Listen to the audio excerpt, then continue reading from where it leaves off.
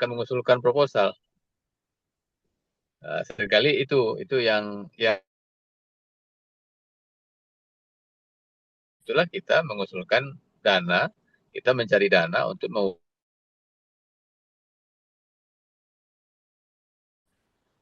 Jadi oleh karena itu pada siang saya yakin Bapak Ibu yang hadir juga banyak peneliti senior ya.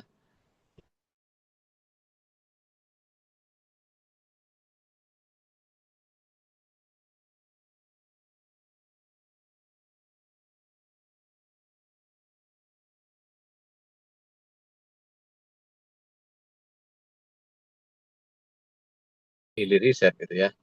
Jadi ruh daripada skema-skema itu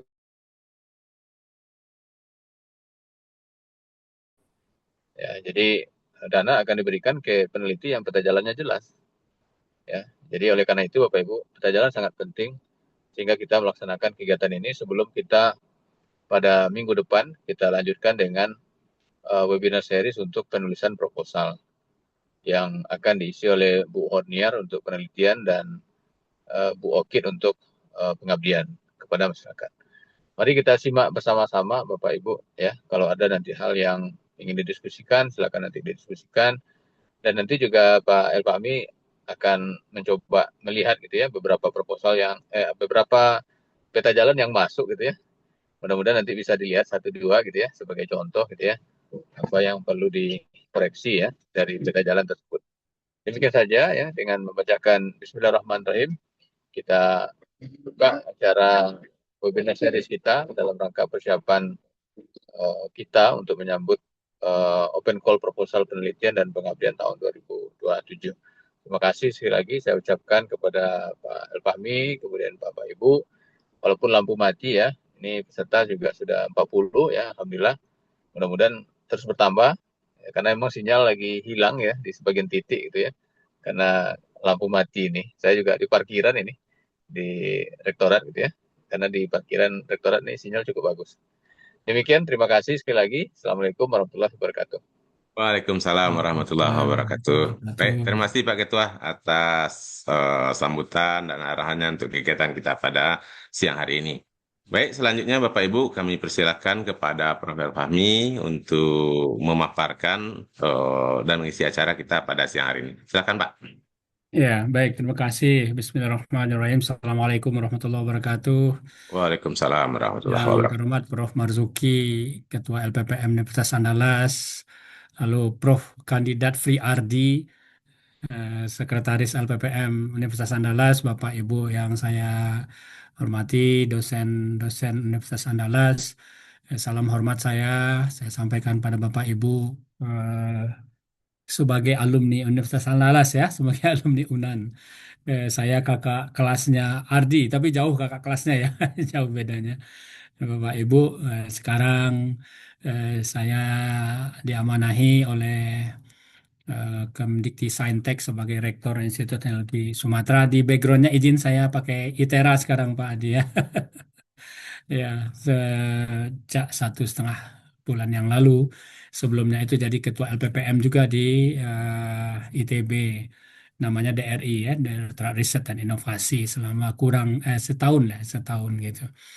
Tadi disampaikan juga oleh Prof. Marzuki, saya juga membantu Kemdikti Saintek ini cukup lama ya, cukup lama sejak tahun 2000, ingat saya 2010 ya atau 2009 mungkin saya sudah mulai membantu Kemdikti Saintek dalam kaitan mereview proposal, merancang panduan proposal dan sekaligus juga sebagai peneliti pelaksana ya gitu Bapak Ibu. Jadi mungkin apa-apa yang saya sampaikan nanti bisa bermanfaat bagi Bapak Ibu sekalian. Ya, jadi tadi Pak Marzuki juga menyampaikan bahwasanya topik kita hari ini adalah tentang roadmap penelitian peta jalan. Saya ingat betul tahun lalu ya, November apa Desember ya, itu kita offline di UNAN 2 hari, 3 hari kalau tidak salah, dengan Prof. Betul. Niar juga terkait dengan Recoup ya, karena memang saya Prof. Niar, Prof. Safi itu sebagai penyusun panduan dan tim pakar sekaligus ya kita juga mengembangkan satu platform baru, satu skema baru di Kemdikti Saintek yaitu riset unggulan ya riset dan inovasi konsorsium unggulan berdampak. Alhamdulillah saya pikir UNAN juga dapat ya tahun pertamanya itu 5 proposal kalau tidak salah, tahun kedua juga ada beberapa proposal. Ya, ini saya pikir memang merupakan sebuah peluang yang sangat besar Bapak Ibu ketika kita betul-betul menyiapkan proposal ini dengan baik gitu. Nah, terkait dengan roadmap ini, saya izin share ya Pak Adi. Ya, silakan Pak. Hmm,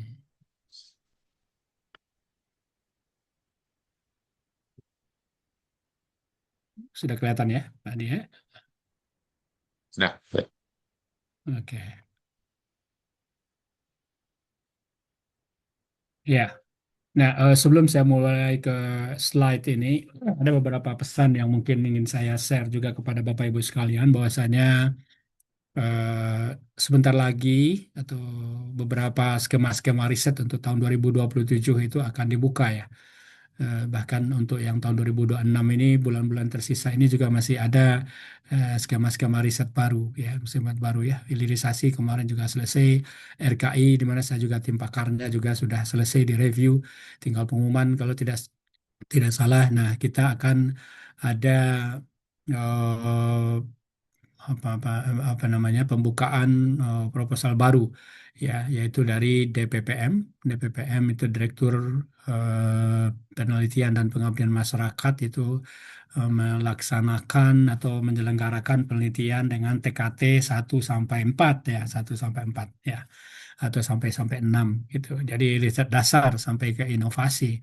Sedangkan kelanjutan dari riset itu ini flow-nya bagus sekali. Saya pikir alirannya bagus sekali. Jadi dari TKT 1 sampai nanti masuk ke DHK, Direktorat Hilirisasi dan ke Komersialisasi. Ada satu direktorat lagi yang lain kaitannya dengan pengembangan talenta riset. Nah, itu juga ada banyak skema-skema riset gitu Bapak Ibu. Nah, sebagaimana kita ketahui dari Direktorat Jenderal Dirjen Dispang itu pada tahun kemarin, sejak tahun kemarin dan tahun 2026 ini, Dirjen Dispang Kemdikti Saintek itu membagi dua pendanaan besar, ya, dua pendanaan besar untuk para peneliti di perguruan tinggi di Indonesia, yaitu riset prioritas namanya.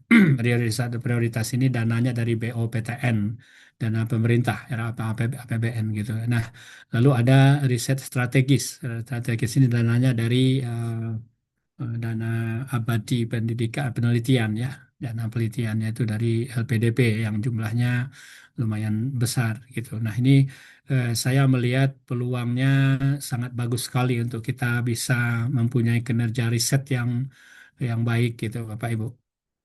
Ya, jadi kalau dahulu kita punya keluhan dana penelitian sedikit, sekarang sudah tersedia banyak dana penelitian.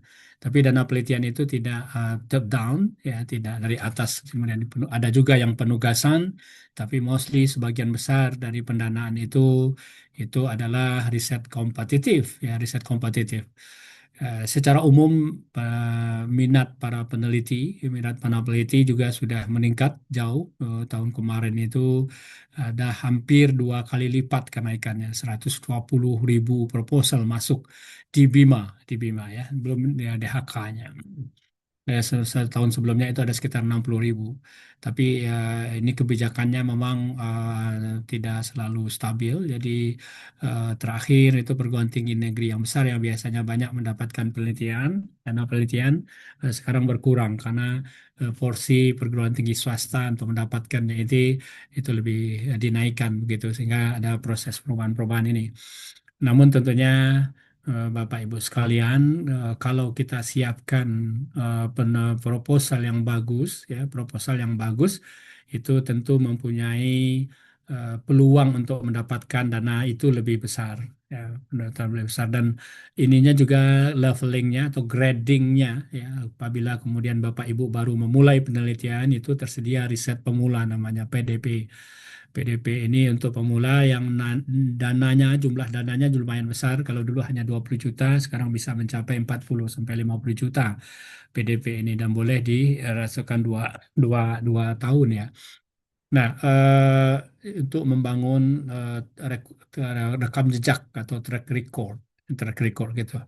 Kadang kita lihat rekam jejak sama mendapatkan dana penelitian ini kadang seperti ayam dan telur.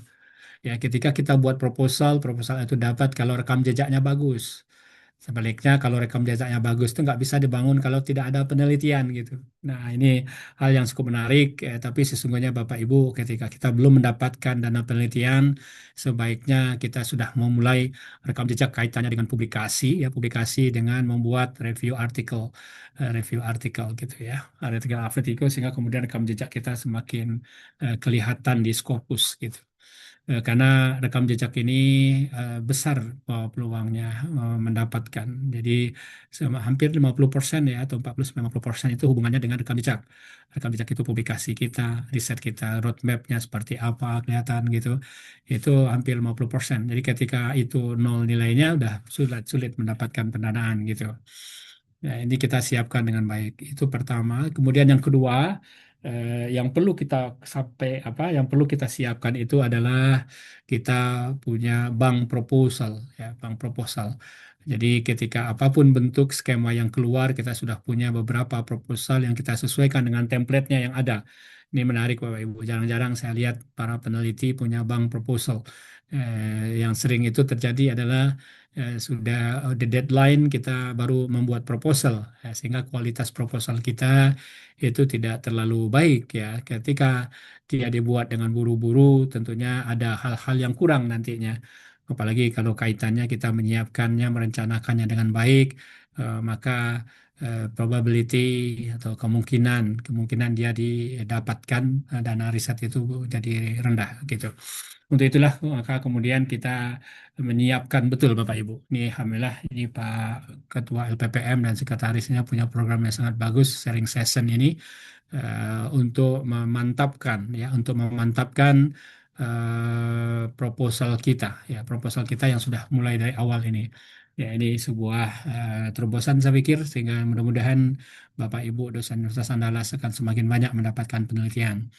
Nah, penelitian ini juga banyak sumbernya, Bapak Ibu, bukan hanya DPPM, LPDP juga sendiri melakukannya, dananya sudah mulai besar. Dulu kita sedikit-sedikit dana, sekarang bahkan ada kalau Bapak Ibu memang prospektif nanti dengan roadmap yang jelas, itu ada dana riset yang sampai satu judul proposal itu didanai 100 miliar, Pak Adi. Ada yang 80 miliar. Ya, di ITB itu ada dapat dua riset yang besar sekali. 100 miliar, 40 miliar. Tapi sekarang dana-dana yang sekarang hilirisasi dengan dana WPDP itu per tahun itu bisa mendapatkan 2 miliar. Recoup itu bisa 2 miliar, miliaran juga per tahun. Jadi sangat banyak sekali peluangnya, maka tentunya probability kita dapat kita penelitian ini harus disiapkan proposal dengan baik. Ya. Nah, bobot penilaian roadmap ini memang berbeda juga dia, berbeda antara satu skema dengan skema yang lain. Sebagaimana kita susun juga Riku, skema Rikup ini roadmap-nya inilah yang sangat menentukan, ya sangat menentukan ya. Jadi bobotnya juga besar. Roadmap dan aspek yang terkait dengan roadmap itu ya ini menentukan sekali diperolehnya penelitian kita begitu. Nah, satu lagi pesan barangkali yang mungkin saya bisa share Bapak Ibu, roadmap penelitian ini kalau sebaiknya itu bukan hanya disiapkan untuk kita menulis proposal. Walaupun tujuan utamanya sekarang ini Pak Adi kan untuk menulis proposal. Tapi sesungguhnya roadmap ini adalah yang mengarahkan kita untuk melakukan riset. Ya, ini penting sekali Bapak Ibu untuk apalagi bagi teman-teman yang baru memulai karir risetnya, yang rising star lah ya kayak Pak Adi ini, Pak Ardi. Ini kita perlu buat rancang dari awal sehingga kita punya arahan yang jelas, punya tahapan yang tepat, punya jumlah pendanaan yang bagus, ya, lalu dia akan ada flow-nya, aliran riset kita itu mulai dari 1, 2, 3, 4, sampai 9. Walaupun dalam perjalanannya ini pengalaman saya juga Bapak Ibu ada riset dasar yang bisa langsung jam ke komersial misalnya ya komersial itu sangat sangat mungkin terjadi ya mungkin kalau ada kesempatan kita diskusi lagi kita akan bicara bagaimana membuat riset dasar itu cepat ya cepat kemudian kita komersialisasi gitu. Sehingga roadmap ini penting Bapak Ibu untuk melihat statusnya penelitian kita, lalu state of the art-nya, di mana posisi riset kita itu dibanding riset-riset yang lain ya, riset-riset yang lain tentunya. Ya, jadi sekali lagi roadmap ini kalau bisa kita punya sendiri roadmap pribadi, ya, tentu kemudian merupakan turunan dari roadmap peta jalannya institusi ya, apakah namanya itu kelompok riset, kalau di ITB namanya kelompok keahlian di ITERA juga kelompok keahlian namanya atau prodi atau fakultas dan seterusnya gitu. Jadi memang merupakan sebuah puzzle-puzzle gitu ya. Individual itu puzzle bergabung ya jadi diorkestrasi sehingga menghasilkan output yang berdampak ya. Nilai apa penelitiannya itu bukan hanya hasilnya itu adalah publikasi pada jurnal tapi berdampak begitu ya, berdampak. Nah, kalau kita lihat penelitian roadmap penelitian ini adalah bahagian yang sangat penting tidak hanya di planningnya, tidak hanya di bagian perencanaan ya. Kalau di ilmu manajemen itu ada POWAK ya, planning, organizing, kemudian apa namanya, actuating, terus kemudian monitoring dan evaluasi. Tapi sesungguhnya roadmap ini bisa ada di setiap tahapan itu ya di tahapan itu. Maka kalau kita lihat riset ini memang ketika kita mendapatkan pendanaan riset atau ketika kita sudah apa namanya menerjunkan diri sebagai dosen sekaligus peneliti karena tridharma perguruan tinggi ya sudah harus saya pikir. Ya, jadi ada juga riset kan biasanya apa dosen-dosen oh udah saya nggak meneliti saya ngajar saja gitu ada juga yang begitu tapi sudah saatnya mungkin kita mulai menjadi multitasking karena riset itulah yang juga kaitannya bisa meningkatkan kualitas pendidikan kita kualitas belajar mengajar kita. Kalau Bapak Ibu punya hasil riset yang bagus, itu bisa juga meningkatkan kualitas pembelajaran, modul pembelajaran. Jadi tidak hanya berdasarkan kepada textbook yang ada, teori yang ada, tapi Bapak Ibu melakukan sendiri dan membuktikan sendiri gitu. Sehingga kalau mengelola penelitian, memanage riset ini perlu adanya sebuah roadmap. Ini kebetulan topik kita tentang roadmap pada saat ini, sehingga kita refer ke roadmap itu gitu. Nah, yang paling penting itu adalah bagaimana kita rencanakan penelitian kita dengan baik. Bagaimana merencanakan penelitian itu mulai dari saat kita membuat bank proposal tadi. Yaitu roadmap intinya. Di roadmap itu kelihatan proposal mana yang berkontribusi pada topik riset yang mana, proposal mana yang kita ajukan pada tahun sekian dan seterusnya. Kemudian alurnya itu clear, itu direncanakan, di set yang baik. Ini yang menentukan juga Bapak Ibu ya riset yang baik dengan perencanaan yang bagus, maka dia akan menghasilkan luaran yang bagus juga. Tidak jarang yang akhirnya kemudian risetnya tidak terencana. Ada juga peneliti yang kemudian melihat ketika dia lihat ada satu topik tertentu yang hit pada tahun ini, maka dia mengikuti lagi. Kemudian ada tren berikutnya pada tahun berikutnya dia ikuti lagi gitu. Jadi seperti apa namanya berpindah-pindah dari satu topik ke topik yang lain. Jadi tidak baik perencanaannya. Sehingga akhirnya ya penelitian bisa juga dia dapat dana penelitian tapi mungkin outputnya tidak lebih baik dibanding kalau direncanakan dengan baik. Sehingga riset desain itu bagus. Ya, ini kan memang kita pahami betul bagaimana. Nah, lalu kita laksanakan penelitian. Kita laksanakan penelitian itu merefer juga ke roadmap kita. Ke roadmap kita gitu ya. Roadmap kita tentu kemudian roadmap itu nanti di breakdown dengan alur penelitian. Dengan alur penelitian. Jadi alur penelitian itu jelas ini itu apa begitu untuk roadmap ini. Nah, tidak sedikit ketika saya sering mereview itu ada banyak peneliti, tidak sedikit sekali lagi itu roadmap itu dianggap sebuah sama seperti alur penelitian gitu. Nah, ini kan nggak pas. Nggak pas. Biasanya itu membawa failnya ya, kegagalan dalam menurut proposalnya itu tinggi sekali. Nah, tentu setelah pelaksanaan penelitian dilakukan monitoring dan evaluasi. Walaupun di manajemen riset di LPPM-nya itu kan ada dua saja ya, monitoring apa namanya kelanjutan ya di tengah tahun. lalu kemudian di akhir, ya di akhir. Ya, tapi kita di grup riset sendiri itu sebaiknya melakukan apakah itu weekly meeting atau twice ya, 2 kali seminggu, sekali dalam 2 minggu dan seterusnya untuk memonitoring dan evaluasi, sehingga apakah sudah sesuai dengan alur penelitian kita, metodologi yang kita lakukan, atau sudah mengakomodir yang ada di roadmap-nya yang kita buat gitu. Sehingga roadmap itu sekali lagi penting sekali ya, arah arah kita ya, arah kita untuk melakukan penelitian. Nah, tentu terakhir analisis dan diseminasi hasil penelitian ya. Nah, ini sebuah ilustrasi yang saya buat Bapak Ibu. Nah, jadi kalau ilustrasi ini dibuat, walaupun kita sebenarnya paham, agar dia menginternalisasi bagi para peneliti, itu apa roadmap-nya gitu ya. Misalnya ini saya bulatin merah, saya berangkat dari Padang, ini map peta ya, kan roadmap itu, map itu peta, road itu jalan menuju ya dari peta itu, ya peta jalan namanya. Ini saya bikin namanya, sebentar, mana nggak ada itunya ya, slide, oh tidak ada ini. Jadi Bapak Ibu lihat aja ya, kursor saya bisa terlihat nggak Pak Adi? Ya, Ada, Pak. Oke, good. Ini kita berangkat dari Padang, ya dari Padang, mau ke Bukit Tinggi Bapak Ibu. Nah, ini petanya, petanya gitu. Peta ini menunjukkan Bapak Ibu bisa melalui Tabing, lalu Pariaman, lalu lalu terus ke Bukit Tinggi, Padang Panjang dan seterusnya, sampailah nanti ke Bukit Tinggi. Tapi itu bukan hanya satu-satunya jalan untuk menuju Bukit Tinggi. Ya, ada pergi ke Solok dulu, lalu kemudian ke apa ke Singkarak, terus sampai ke Padang Panjang dan terus ke Bukit Tinggi. Itu juga bukan hanya solusi, bukan hanya jalan ya, terus ke Sawah Lunto, Batu Sangkar ya. Ini Batu Sangkar ya, Sawah Lunto dan seterusnya bisa. Bahkan kemudian mungkin jauh di sini.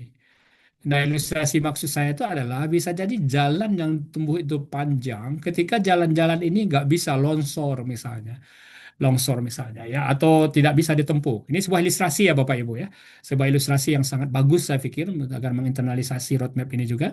Kita bisa lewat Labuhan Batu, lewat Lubuk Sikaping gitu ya dengan cepat gitu misalnya ya. Ya, akhirnya kemudian sampailah kita di Bukit Tinggi. Destinasi akhir kita Bukit Tinggi. Ya, ya udah Bukit Tinggi. Tidak mungkin kita ke Bukit Tinggi tapi kita ke Lampung, ke Jakarta dulu gitu misalnya kan ya. Tapi itu bisa sekali lagi kalau kalau konteks roadmap. Misalnya kalau saya dari Lampung mau ke Padang ada pesawat ya kan ya. Saya memilih jalannya itu dengan pesawat, maka kita harus ke Jakarta dulu balik gitu ya. Baru kemudian dari Jakarta ke Padang. Nah, roadmap inilah yang menjadi arahan kita. Jadi konteks tadi bottleneck-nya itu ya, jalan cekung apa yang membuat kita harus jauh misalnya tidak efisien itu tergantung kepada kondisi real kita masing-masing.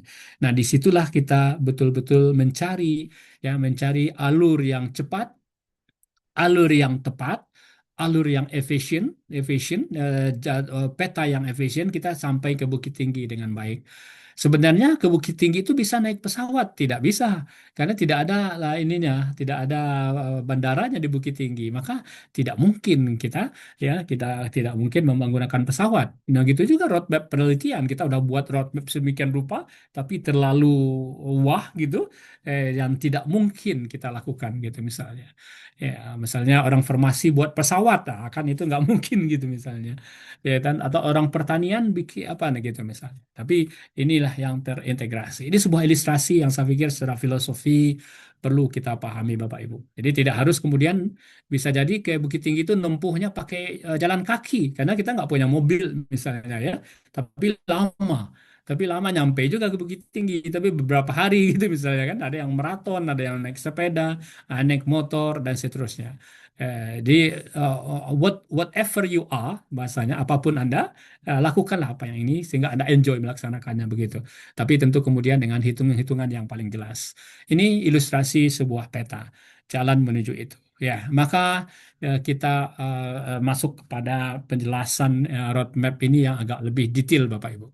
Ya, walaupun Bapak Ibu juga sudah banyak mendapatkan dana penelitian, ya dan seterusnya. Tapi saya lihat memang perlu ada beberapa adjustment ya, termasuk yang dikirim ke saya Pak Adi. Nanti kita bahas ya. Ada 5 itu nanti kita bahas gitu nanti. Nah, ini ada 3 definisi yang saya ambil dari literatur. Ya, bukan hanya memahami, kita tahu definisinya, tapi kalau bisa kita jadikan menginternalisasi gitu misalnya. Kalau dari merriam-webster.com, peta itu adalah yang menunjukkan roads untuk particular area, jalan untuk tempat target kemana kita. Ya, jadi dalam bahasa lainnya disebut juga adalah sebuah rencana untuk menghasilkan tujuan tertentu.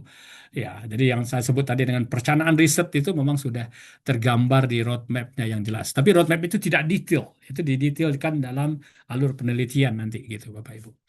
Ya. Nah, dari The Free Dictionary beda lagi dia. Nah, ini disebutkan rencana detail disebut oleh dia. Dan penjelasan untuk menggayat Anda, ya, menggayat Anda untuk menentukan standar atau menentukan apa namanya pekerjaan apa yang dilakukan, kegiatan yang apa, ada aktivitas apa yang akan dilakukan gitu untuk tujuan tertentu. Tadi itu kan ya, apakah kayak naik mobil ke Bukit Tinggi, apakah naik motor, apakah naik pesawat, nggak bisa dan seterusnya itu ya. Jadi adalah detail roadmap kita itu ya.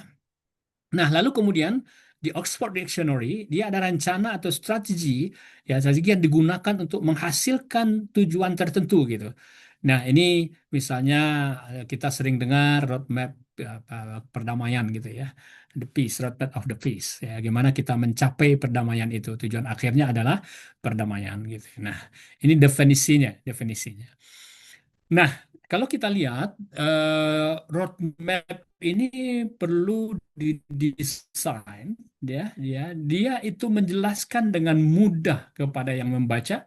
Sebenarnya sih Bapak Ibu, ya, kalau Bapak Ibu punya dana penelitian sendiri, roadmap itu nggak perlu di-share ke orang lain tentunya ya. Kan ini roadmap itu arahan kita. Tapi karena kita mengajukan penelitian untuk mendapatkan penelitian, maka harus dibuat roadmap ini menjadi syarat yang ditentukan. Nah, kalau begitu, Bapak Ibu juga harus mendesainnya dengan baik sehingga orang membaca itu sama dengan apa yang Bapak Ibu maksud gitu kan. Sering kali adalah kita sampaikan roadmap menurut kita bagus, ternyata orang membaca banyak hal ya. Seperti saya tadi lihat di 5 roadmap yang dikirim ke saya ya Pak Ardi, mudah biasanya kalau ke reviewer ini. Maka sekali lagi roadmap ini clearly presented apa yang ada dalam pikiran kita, dalam pikiran kita. Jadi orang membacanya mudah. Jangan buat orang membacanya berkerut keningnya gitu ya. Kalau dalam konteks ke kompetisi, kalau reviewer udah berkerut keningnya, itu nilai negatif di kita sebenarnya bagi pengusul gitu. Buatlah enjoy ya. Kalau enjoy, jadi feelingnya sudah ini gitu ya. Ya. Nah, apa yang harus ada, yang harus di-clearkan, yaitu adalah status kegiatan yang sedang dilakukan pada saat ini. Ini kan di tengah-tengah itu harus ada. Tapi banyak yang saya juga review, roadmap itu ada yang buat alur penelitian. Jadi misalnya mengajukan 2027, dimulainya 2027 Bapak Ibu. 2027. Sehingga kemudian tidak kelihatan apakah sebelumnya sudah ada penelitian yang dilakukan oleh yang bersangkutan atau timnya itu atau tidak, apakah ini, nah itu harus clear kita jelaskan di statusnya, apakah statusnya itu misalnya TKT ya, kalau kalau ngambil ukuran TKT itu misalnya 3 atau 2 atau 1 atau 4 gitu misalnya, ya kan? Lalu bisa juga dengan pakai kalau inovasi Katsinov namanya, tingkat kesiapan inovasi.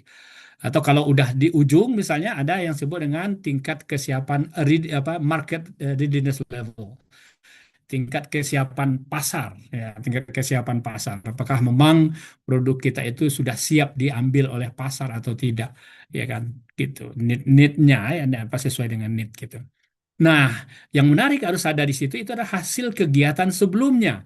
Nah, ya tentu kemudian dia harus dari karya sendiri sebenarnya. Dan bagusnya itu dari karya sendiri. Atau kita buat dari pustaka yang kita positioning riset kita itu state of the art seperti itu. Sehingga nanti novelties kita bisa dibandingkan dari situ. Tapi mostly roadmap itu dari penelitian sendiri. Nah, berikutnya adalah kemungkinan pengembangan kegiatan tersebut di masa depan. Nah, setelah ini. Jadi kalau kita mengajukan multi year 3 tahun, 2027 sampai 2028, 2029, tapi jangan hanya itu, harus memuat berikutnya sampai ujungnya itu kapan diproses. Nah, saya melihat juga kadangkala dalam membuat roadmap ini, itu banyak teman-teman yang membuat roadmap itu range-nya tinggi panjang sekali, Pak Adi. Kalau obat itu misalnya dibuat 20 tahun gitu kan. Padahal aktivitas per tahunnya itu bisa dikombine sebenarnya. Ya, walaupun lengthy penemuan obat. Tapi sekarang dengan teknologi tinggi, dengan teknologi yang berkembang, ya jelas ya. Jadi ada yang kita bisa kerjakan serials, ada yang kita kerjakan paralel gitu misalnya. Jadi tadi dilihat ya dari 2013 sampai 2030 belum ada hasil yang itu kan berarti 17 tahun gitu misalnya ya. Ya, jadi orang lain udah nyambar dulu dia. Ya kan udah nyambar dulu apalagi kompetitif. Kalau riset kita memang highly kompetitif, bersaing tinggi gitu Bapak Ibu. Ya, jadi perlu ada kalau dia misalnya 1 tahun, kenapa harus dibuat 2 sampai 3 tahun gitu misalnya kan ya? Ini saya kelihatan di roadmap itu nanti ya.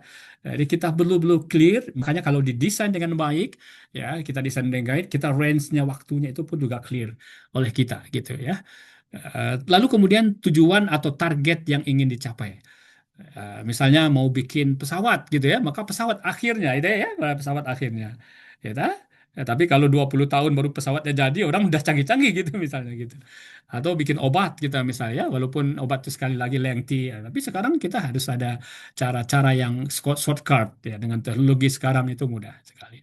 Ya, kadang ada penelitian bikin roadmap itu review artikel aja. Lalu literatur review itu 1 tahun gitu misalnya kan. Padahal seminggu aja selesai. Seminggu kayak gitu ya. 1 tahun. Lalu ada screening aja bisa 1 tahun gitu loh Pak Adi gitu ya. Screening ya. Padahal screening sebentar gitu kita lakukan. Nah ini menentukan betul orang melihatnya. Loh ini kok bisa lama waktunya gitu misalnya ya.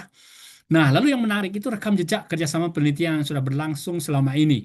Ya, selama ini ya, kita punya mitra industri kah, atau kita punya network dengan perguruan tinggi yang lain, peneliti-peneliti yang lain, kita sudah lakukan. Pokoknya di roadmap itu tampilkan clearly kinerja kita sebelumnya, bagus ya, sehingga kelihatan betul gitu nanti. Nah, tentu kemudian ada tahapan-tahapan dengan rentang waktu yang jelas tadi saya bilang. Dia ada tahun-tahunnya gitu. Ya, yang menarik juga perlu ada ini ya tingkatannya ya, levelingnya, gradingnya. Ada inisiasi dulu tahap awal, lalu kemudian ada pengembangan, lalu kemudian ada implementasi dan seterusnya gitu. Pengembangan dan hilirisasi. Nah, tapi juga ada kontribusi setiap tim pada roadmap. Kalau dia konsorsium, kalau penelitian misalnya ya harus tergambar dengan baik. Ini kebetulan karena di recoup ya konsorsiumnya jelas. Itu Bapak Ibu yang perlu ada ya. Tapi nanti ada slide berikutnya yang nanti akan bisa lebih mendetailkan kira-kira seperti apa roadmap yang baik itu gitu. Nah, Bapak Ibu, kalau kita buat roadmap itu sebaiknya mengacu kepada beberapa dokumen institusi kita, institusi ya, dan itu mostly bagus. Tapi ketika tidak ada pun nggak masalah kalau memang ada penemuan baru justru malah yang belum terakomodir dari visi dokumen-dokumen yang dibuat oleh institusi, ya institusi apalagi apa namanya keilmuan yang baru gitu misalnya. Apa referensinya? Yaitu visi dan misi. Itu ada fakultas, kemudian ada universitas gitu, universitas dan seterusnya. Ada Kemdikti Saintek ya, makanya kemudian ada penilaian apakah dia sesuai dengan riset prioritas atau tidak. Ya, nah pertanyaannya kalau saya nggak masuk riset prioritas susah dong menembusnya gitu ya. Ternyata ada ada yang lain juga nanti, ada relatednya.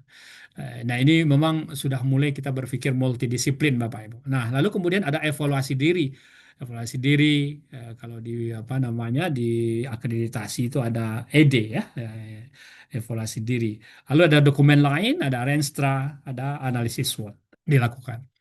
Nah, tidak juga jarang Bapak Ibu bisa jadi kalau Bapak Ibu betul-betul ingin mempunyai grup riset sendiri yang kuat, ya, yang kemudian meningkatkan apa riset environmental, lingkungan riset riset ininya, maka itu perlu dibuat yang lebih lengkap gitu ya.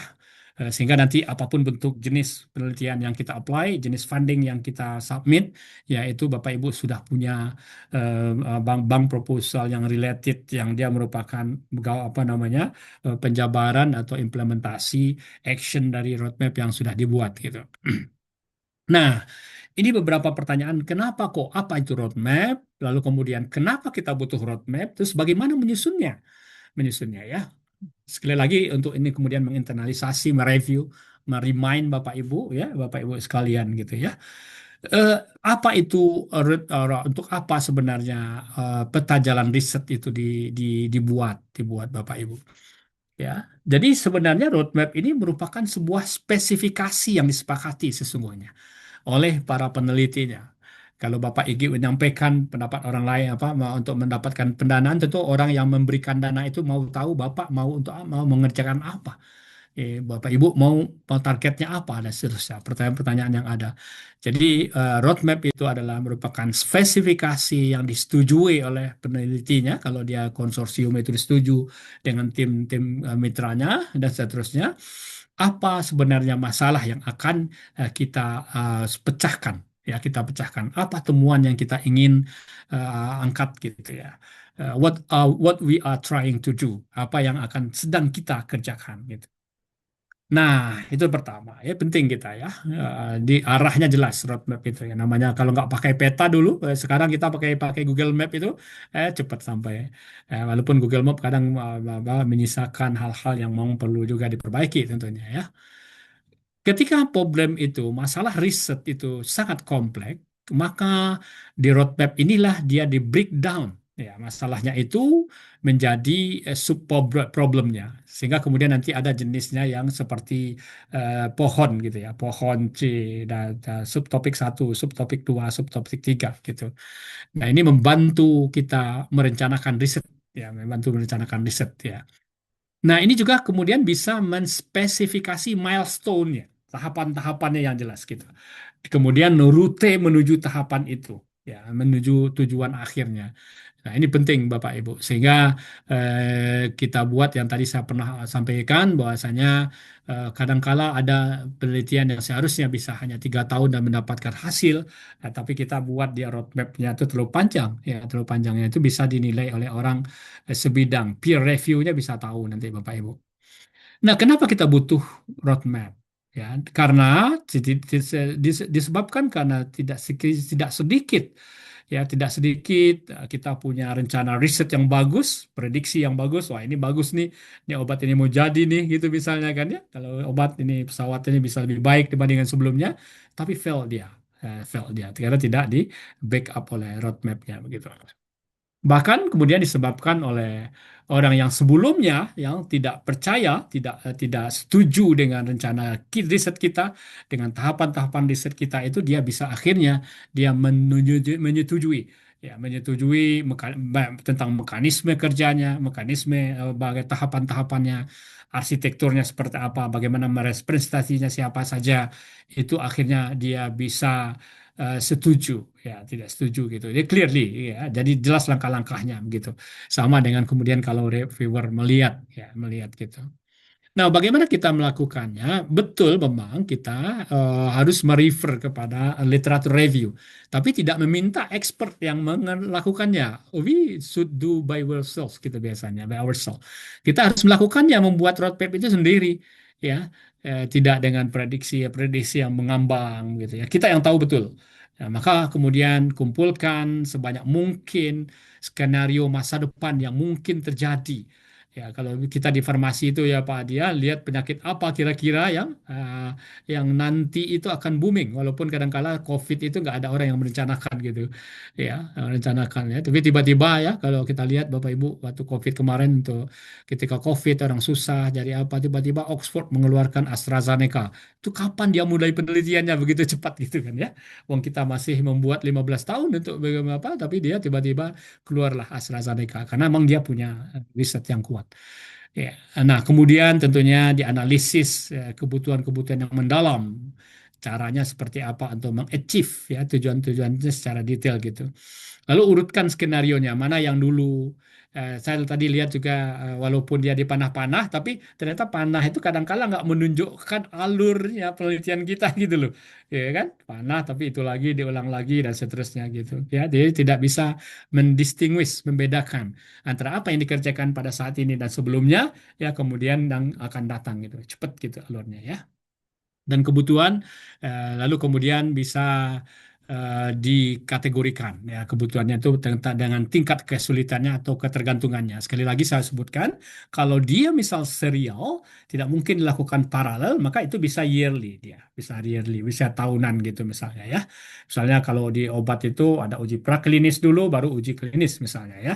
Jadi ini dulu baru dikerjakan ya gitu. Tapi memang time frame-nya itu sangat penting Bapak Ibu sekalian. Nah, ini roadmap contohnya ya. Kalau kita lihat misalnya tahapan satu, itu menetapkan posisi. Kita harus tahu di mana posisi kita. Ya, who are we? Siapakah kita? Siapakah kita? Apakah kemudian kita sudah punya hak indeks sekian misalnya? Apakah kita sudah pernah mendapatkan dana penelitian? Atau kita belum mendapatkan penelitian? Itu sangat menentukan bagaimana kita membuat roadmap-nya, Bapak Ibu. Ya kan? Jadi ada faktor internal dalam diri kita sendiri atau grup internal kita, lalu kemudian ada faktor eksternal. Faktor eksternal itu bisa jadi juga kompetitor riset kita.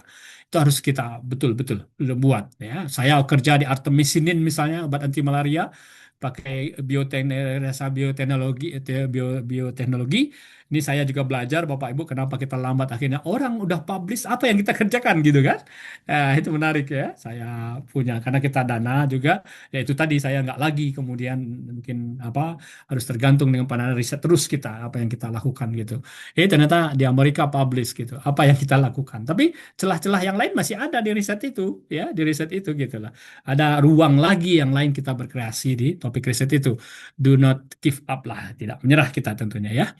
Nah, faktor eksternal itu macam-macam. Ada pendanaan kah gitu, ya, ada apa jenisnya, terus kemudian juga ada tim riset kita dan seterusnya. Lalu di mana posisi kita pada saat ini? Where are we? Di mana posisi status kita ya tadi saya sebutkan. Nah, lalu nanti ketika who are we ini kita akan tahu where do we want to be. Apa kemana tujuan kita. Maka kemudian dengan misi dan visi, prioritas, strategis, dan lain-lain itu akan membantu kita dalam membuat roadmap-nya. Nah, lalu kemudian mengembangkan rencana aksi untuk mencapai prioritas strategis penelitian.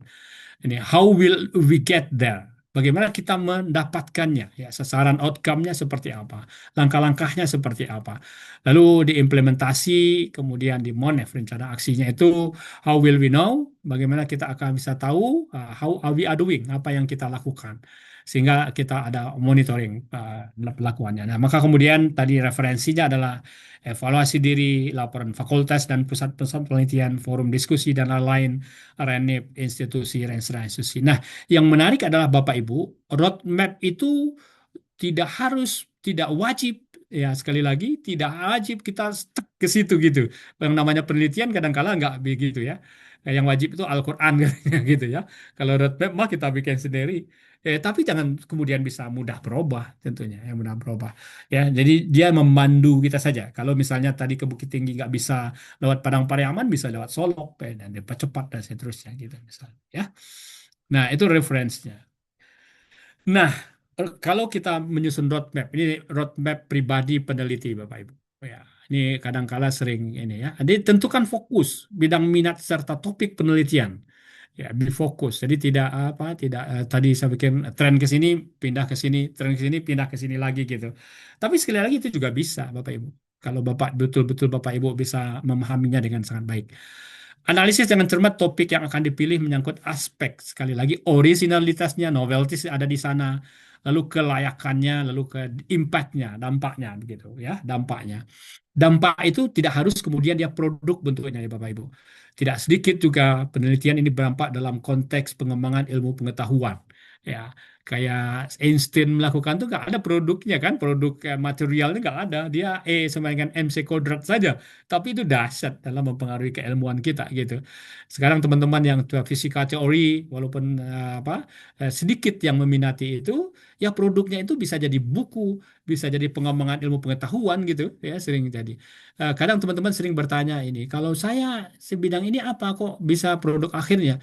Itu saya sering ya, saya sering jawab bahwasanya eh, produk itu bukan hanya kemudian kaitannya dengan material atau produk real actual yang bisa kita lihat, tapi banyak juga apakah kebijakan kah namanya, apakah model namanya yang itu bisa mempermudah pekerjaan-pekerjaan yang existing gitu misalnya.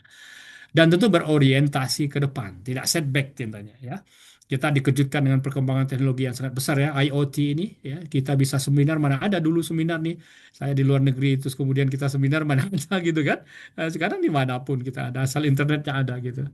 Ya kan? Ada penyebabnya, ada kausalnya gitu. Ini sangat banyak perkembangan. Ya, kita harus mengikuti perkembangan itu. Nah, ikuti perkembangan bidang tersebut melalui publikasi dan jurnal ilmiah. Sekali lagi, jangan kemudian hanya mahasiswa saja yang mereka akan literatur review. Kita update terus. Nah, sekarang kan gampang update-nya ya, pakai ChatGPT, pakai AI. Kalau dia scientific paper, pakai kalau di kita pakai PubMed, pakai macam-macam gitu ya. Baca sambil waktu luang kita gitu. Ya, improving terus ilmu keilmuan kita. Nah, tentunya kemudian pertimbangkan state of the art dan implementasinya. Ya, positioning riset kita. Nah, yang menarik juga adalah diskusikan juga dengan peer tentang topik-topik tersebut. Kepada mahasiswa juga dibahas dalam diskusi. Saya misalnya ngomong ke Pak Adi satu bidang kan, bahan alam. Nah, kira-kira Pak Adi di Lishen. Nah, saya bilang tahu Lishen itu misalnya sangat prospektif misalnya ya. Ada endofitik misalnya sekarang gitu ya. Dengan peer kita. Kadang-kala kita kan seperti ngelihat gajah itu, jangan-jangan kalau kita menganggap diri kita ini sendiri, oh ternyata orang melihat lain-lain lagi gitu. Jadi kalau lihat gajah kan, orang buta lihat gajah maksudnya. Kalau lihat kaki dia bilang gajah itu seperti panjang terus gitu loh. Tapi ada yang telinganya, tidak benar. Dia seperti niru gitu kan. Seperti apa macam-macam. Ya, sehingga kemudian kita komprehensif melihatnya. Saya sering sekali menyinggung bahwasanya collaboration is a must. Jadi kita sudah mulai kolaborasi. Tidak lagi berlaku I'm the best, you are not gitu kan. Saya adalah yang terbaik, Anda tidak. Tidak boleh. Sifat ananiah katanya ya. Apalagi di Padang kita nggak boleh. Itu juga sekarang gitu ya. Nah, tentu kemudian sempurnakan topik-topik tersebut dengan membuat peta jalan sekali lagi. Sempurnakan roadmap yang lengkapi dengan narasi yang utuh.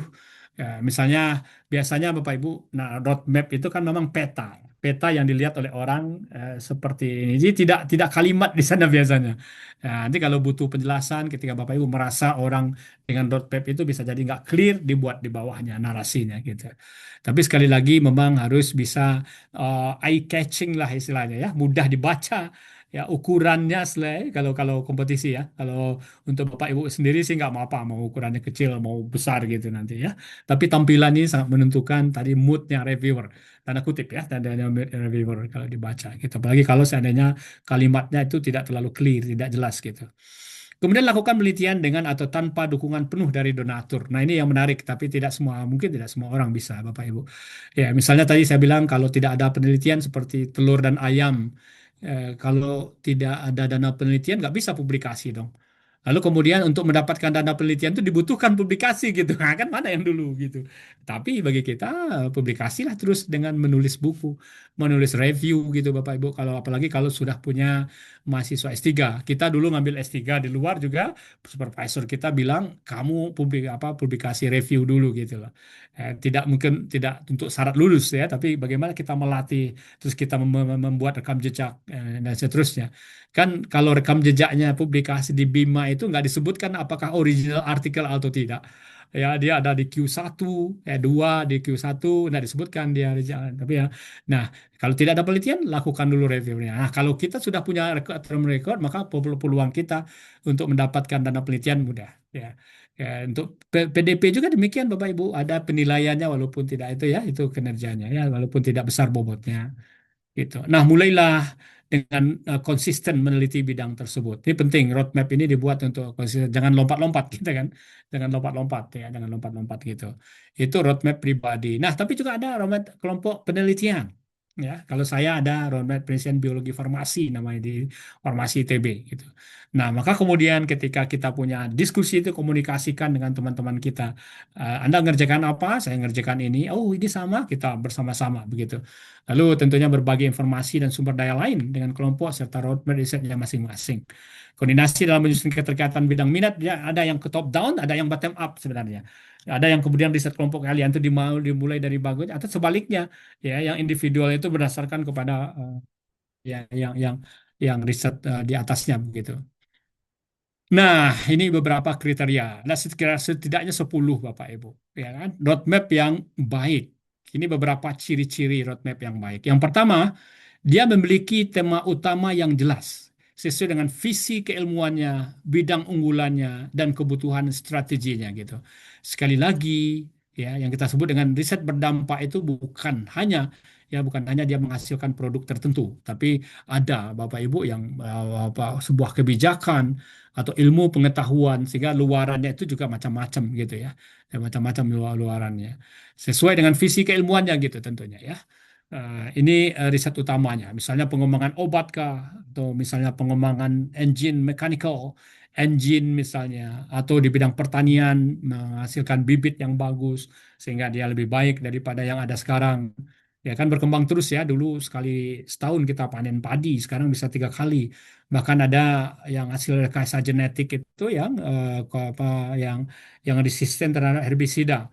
Dulu di siang istilahnya kan, jadi padi kita tumbuh, tanaman lain juga tumbuh. Tapi ternyata ada sekarang padi yang resisten terhadap herbisida, disemprot saja dengan herbisida, itu semua tanaman mati, tanaman kita tidak mati gitu. Ini clear deh pengembangan betulnya apa, bibit pertanian dan seterusnya. Nah, ini yang penting sekali lagi. Yang baik itu adalah tadi kita juga sudah jelas menunjukkan kesinambungan penelitian. Yang tadi dijelaskan itu ada before-nya, kemudian ada now, kemudian ada after gitu ya. Jadi ini perlu ada ininya, flow-nya gitu, alirannya ya. Nah, ini merupakan pengembangan dari hasil penelitian sebelumnya, bukan kumpulan penelitian yang berdiri sendiri saja gitu. Dan yang ketiga, ya, roadmap yang baik itu punya ciri-ciri memiliki tahapan yang logis. Itu milestone tadi, Bapak Ibu. Jadi ada riset dasar, kemudian riset terapan, riset pengembangan, validasi, dan hilirisasi. Sekali lagi, memungkinkan juga ketika kita definisikan riset kita itu riset terapan, di situ tersedia juga namanya juga riset dasar di part of riset ya, di bagian riset kita itu. Nanti juga ada. Nanti dari situ lahirlah riset terapan. Ya, misalnya saya sekarang sudah komersialisasi satu produk, ternyata kemudian ada riset dasarnya bagaimana meningkatkan teknologinya, ya teknologinya kembali sehingga pada ujungnya itu dia saling mensupport, ya kan ada pengembangan di sana gitu, sehingga semakin menguatkan produk-produk riset kita. Kebijakan itu selalu meningkat, selalu baik gitu. Ya. Nah, tentunya kemudian memiliki target waktu yang jelas, ya, yang jelas, clear dia. Saya bilang tadi masa ada yang sampai 20 tahun itu belum ada apa-apa hasilnya misalnya ya. Nah, ini yang perlu kita pastikan Bapak Ibu. Kan kita tahu sendiri betul mengerjakan pengerjaan ini, tahapan ini butuh waktu segini. Kalau ini butuh waktu segini, kalau dia paralel bisa kita gabung dalam tahun tertentu, tidak masalah dan tidak harus dikerjakan sendiri. Kita punya sudah mulai juga membangun tim riset yang kuat, ya, tim riset yang kuat, sehingga ini akan membuat kita semakin clear, ya, semakin jelas punya target waktu-waktu tertentu dan cepat. Bayangkan kalau kita lama terus ya seperti tadi ketua AstraZeneca, saya juga waktu COVID itu Bapak Ibu waktu Desember kalau nggak salah itu di Wuhan Cina awalnya meredak itu sampai Februari 2020 itu Cina itu sudah mengeluarkan 28 panduan ya panduan pengobatan obat herbal obat tanaman untuk menangani COVID mulai dari preventifnya mulai dari mengobati yang sedang ke yang menengah, yang berat, bahkan paskanya gitu. Saya bahkan sampai bilang bercanda begini, ini seperti ini tapi tidak boleh ini ya. Ya, saya bercanda saja. Oh, ini seperti direncanakan gitu. Tapi saya menggarisbawakan begitu mereka cepatnya penelitiannya. Kalau roadmap kita harus menunggu puluhan tahun dulu baru kemudian menghasilkan itu, orang kemudian sudah bahkan kemudian sudah obsolete barangkali ide-ide kita gitu. Jadi memang harus diupdate terus gitu Bapak Ibu. Di clear menjelaskan tahun ini apa yang kita hasilkan, tahun berikutnya apa yang dihasilkan dan seterusnya. Lalu tentu memuat target luaran ya. Setiap tahapan sebaiknya memiliki luaran terukur. Ada macam-macam ya, ada publikasi ilmiah, apakah Sinta 1, Sinta 2, Sinta 3, Sinta 4, Sinta 3. Terus kemudian ada jurnal ilmiah bereputasi internasional gitu misalnya, HKI atau paten, lalu model, metode, prototipe dan berbagai macam. Ada kebijakan atau rekomendasi misalnya yang juga dimanfaatkan. Jadi apapun bidangnya itu ada jelas. Kalau TKT ini diukur juga ada bidangnya Bapak Ibu. Kalau tidak salah ada TKT meter itu di 7 bidang yang saya sempat punya. Ada sosum juga ada, teknik juga ada, kedokteran ada, farmasi ada, dan seterusnya. Nah, tentu kita juga menunjukkan peningkatan TKT. Nah, itu yang saya sebut itu tidak mengulang lagi, tidak mengulang lagi, tidak mengulang lagi. Jadi flow-nya jelas, naik kita, naik naik kelas ya. Kalau sebaiknya naik kelasnya jangan landai gitu kan. Ya, kalau landai kan lama pencapaiannya, tapi jurang gitu, naik ya, jurang tinggi gitu ya. TKT kita. Bahkan saya pernah sampai tadi kan, itu TKT itu bisa jam dari penelitian dasar sampai komersial dalam waktu yang tidak yang cepat gitu. Ya. Salah satu contoh yang kita pahami itu misalnya contoh Bapak Ibu kalau tahu orang bioteknologi itu dia mengutak-atik mikroorganisme bayangkan. Ya, itu orang nanya kapan ini jadi uang gitu tentunya. Ya, tapi ternyata dari situ dia utak-atik ditemukanlah enzim restriksi khas ya, enzim restriksi yang hanya memotong palindrom spesifik dia untuk memotong palindrom itu. Sekarang Bapak Ibu ya itu kemudian dengan pemurnian dan seterusnya dikembangkan itu enzim restriksi itu sudah dipakai banyak orang sekarang. Ya, harganya bisa jadi 200 mikroliter itu bisa 4 juta bayangkan. Ya, itu di dasar. Dan saya juga punya pengalaman ya biasanya kita isolasi senyawa gitu. Isolasi senyawa mungkin banyak sekali penelitian isolasi senyawa yang itu dikatakan apa namanya baru tahapan satu baru TKT 1, 2, 3 atau 4 karena baru isolasi belum teruji. Ternyata itu untuk kegunaan yang lain bisa jam untuk komersialisasi senyawa marker misalnya nggak dibutuhkan uji aktivitas farmakologinya karena farmakologinya panjang gitu.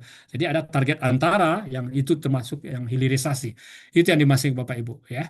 Jadi ada kemudian misalnya untuk bikin pesawat ya tidak pesawatnya yang kita jual misalnya spare partnya bannya misalnya kan kualitasnya bagus itu dijual itu sudah hilir namanya tidak kemudian hilir itu dikatakan kalau pesawatnya sudah jadi saja tidak tapi ada sesuatu yang dimanfaatkan untuk misalnya membuat pesawat itu gitu nanti ya jadi ini clear jelas dia kenaikan TKT-nya itu diukur peningkatannya melalui TKT meter.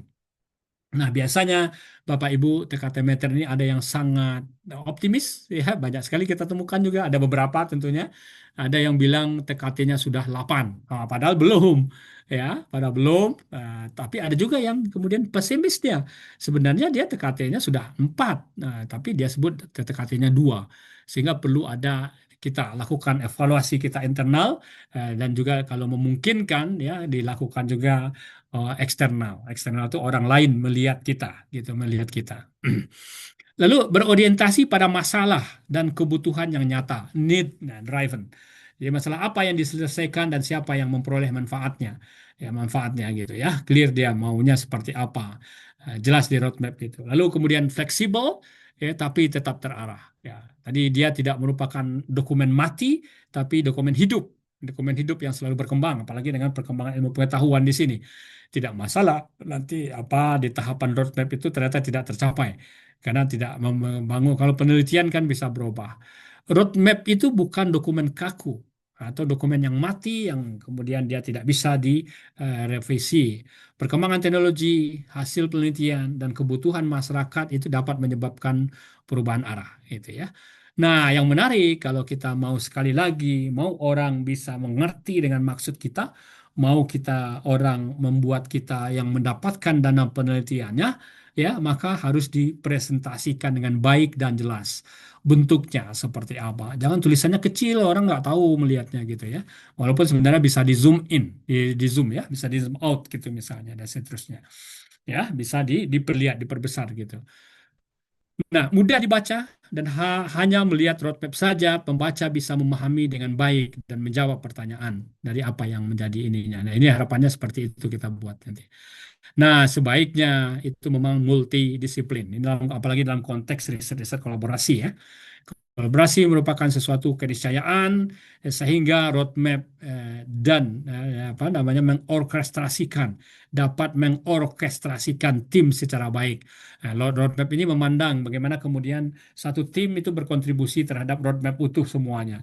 Apalagi yang institusi tadi Bapak Ibu. Kalau kita grup riset kita punya roadmap itu siapa yang mengerjakan apa, kontribusi di bagian mana pada roadmap itu dan seterusnya itu akan semakin semakin baik gitu ya. Nah, ini harapannya roadmap inilah yang menggayat kita untuk menghasilkan sebuah output penelitian yang baik gitu tentunya. Nah, bagaimana kalau kita punya beberapa riset cluster ya? Ya ini. Jadi juga harus ada ininya Bapak Ibu. Kalau tadi TKT itu disebut dengan fundamental research, riset dasar, kemudian applied research, kemudian industrial research gitu misalnya. Ada riset cluster satu itu ada riset group satu ini kebetulan pada konsorsium contohnya ya riset grup satu, riset grup 2, riset grup 3 ya dan seterusnya tahun 2025 apa terus kita lanjutkan. Nah, ini kan mengalir. Tidak lagi mengulang misalnya ini kita lakukan ngulang atau mungkin hanya perubahan sumbernya saja gitu misalnya ya. Nah, inilah yang membuat kita bisa terarah dan flow kita sekali lagi alur kita itu jelas untuk menghasilkan memang output yang kita inginkan. Ini salah satu contoh bagaimana kita membuat roadmap Bapak Ibu ya. Ini kebetulan untuk recoup, untuk kerjasama. Jadi ada pertama komponen yang ada itu adalah time frame-nya. Ya, ini kecil misalnya dari 2025 mungkin bisa di breakdown juga 2024 sampai berapa tahapan gitu misalnya. 2026 ya 2026 kemudian 2027 dan 2028 gitu misalnya. Ya, ini kalau bisa sih dalam 3 tahun misalnya ya sesuai dengan risetnya misalnya itu dia bisa sudah mulai berdampak atau bisa dikomersialisasi. Belum nanti kita topiknya itu kaitannya dengan how to choose, bagaimana memilih topik yang bisa dikomersial, need driven research misalnya, riset yang di drive oleh kebutuhan atau market driven research atau riset yang kemudian di drive oleh pasar gitu misalnya. Belum kita bahas seperti itu, tetapi kita tahu betul bahwasanya riset kita inilah yang bisa memecahkan permasalahan-permasalahan atau pertanyaan-pertanyaan yang ada. Nah, ini komponen yang ada, ini waktu, lalu kemudian ini tadi inisiasi dan penguatan riset dasar di bawah, lalu kemudian ada pengembangan, lalu ada terapan dan hilirisasi riset. Misalnya ini 3, mungkin bisa 4, ya, sangat sangat sangat fleksibel gitu. Nah, terus kemudian ada the readiness levelnya, teknologi readiness level, jadi tingkat ketersiapan teknologinya ya tingkat ketersiapan teknologinya atau TKT-nya gitu nanti ya nanti ada kita jelaskan apa kita sebut di sana di roadmap-nya itu. Contohnya yang pertama riset inisiasi. Inisiasi. Jadi apa riset inisiasi, riset dasar itu yaitu eksplorasi bahan alam misalnya. Ini contohnya Bapak Ibu roadmap dari berbagai apa namanya mitra terkait dalam pengembangan natural product base lah gitu ya.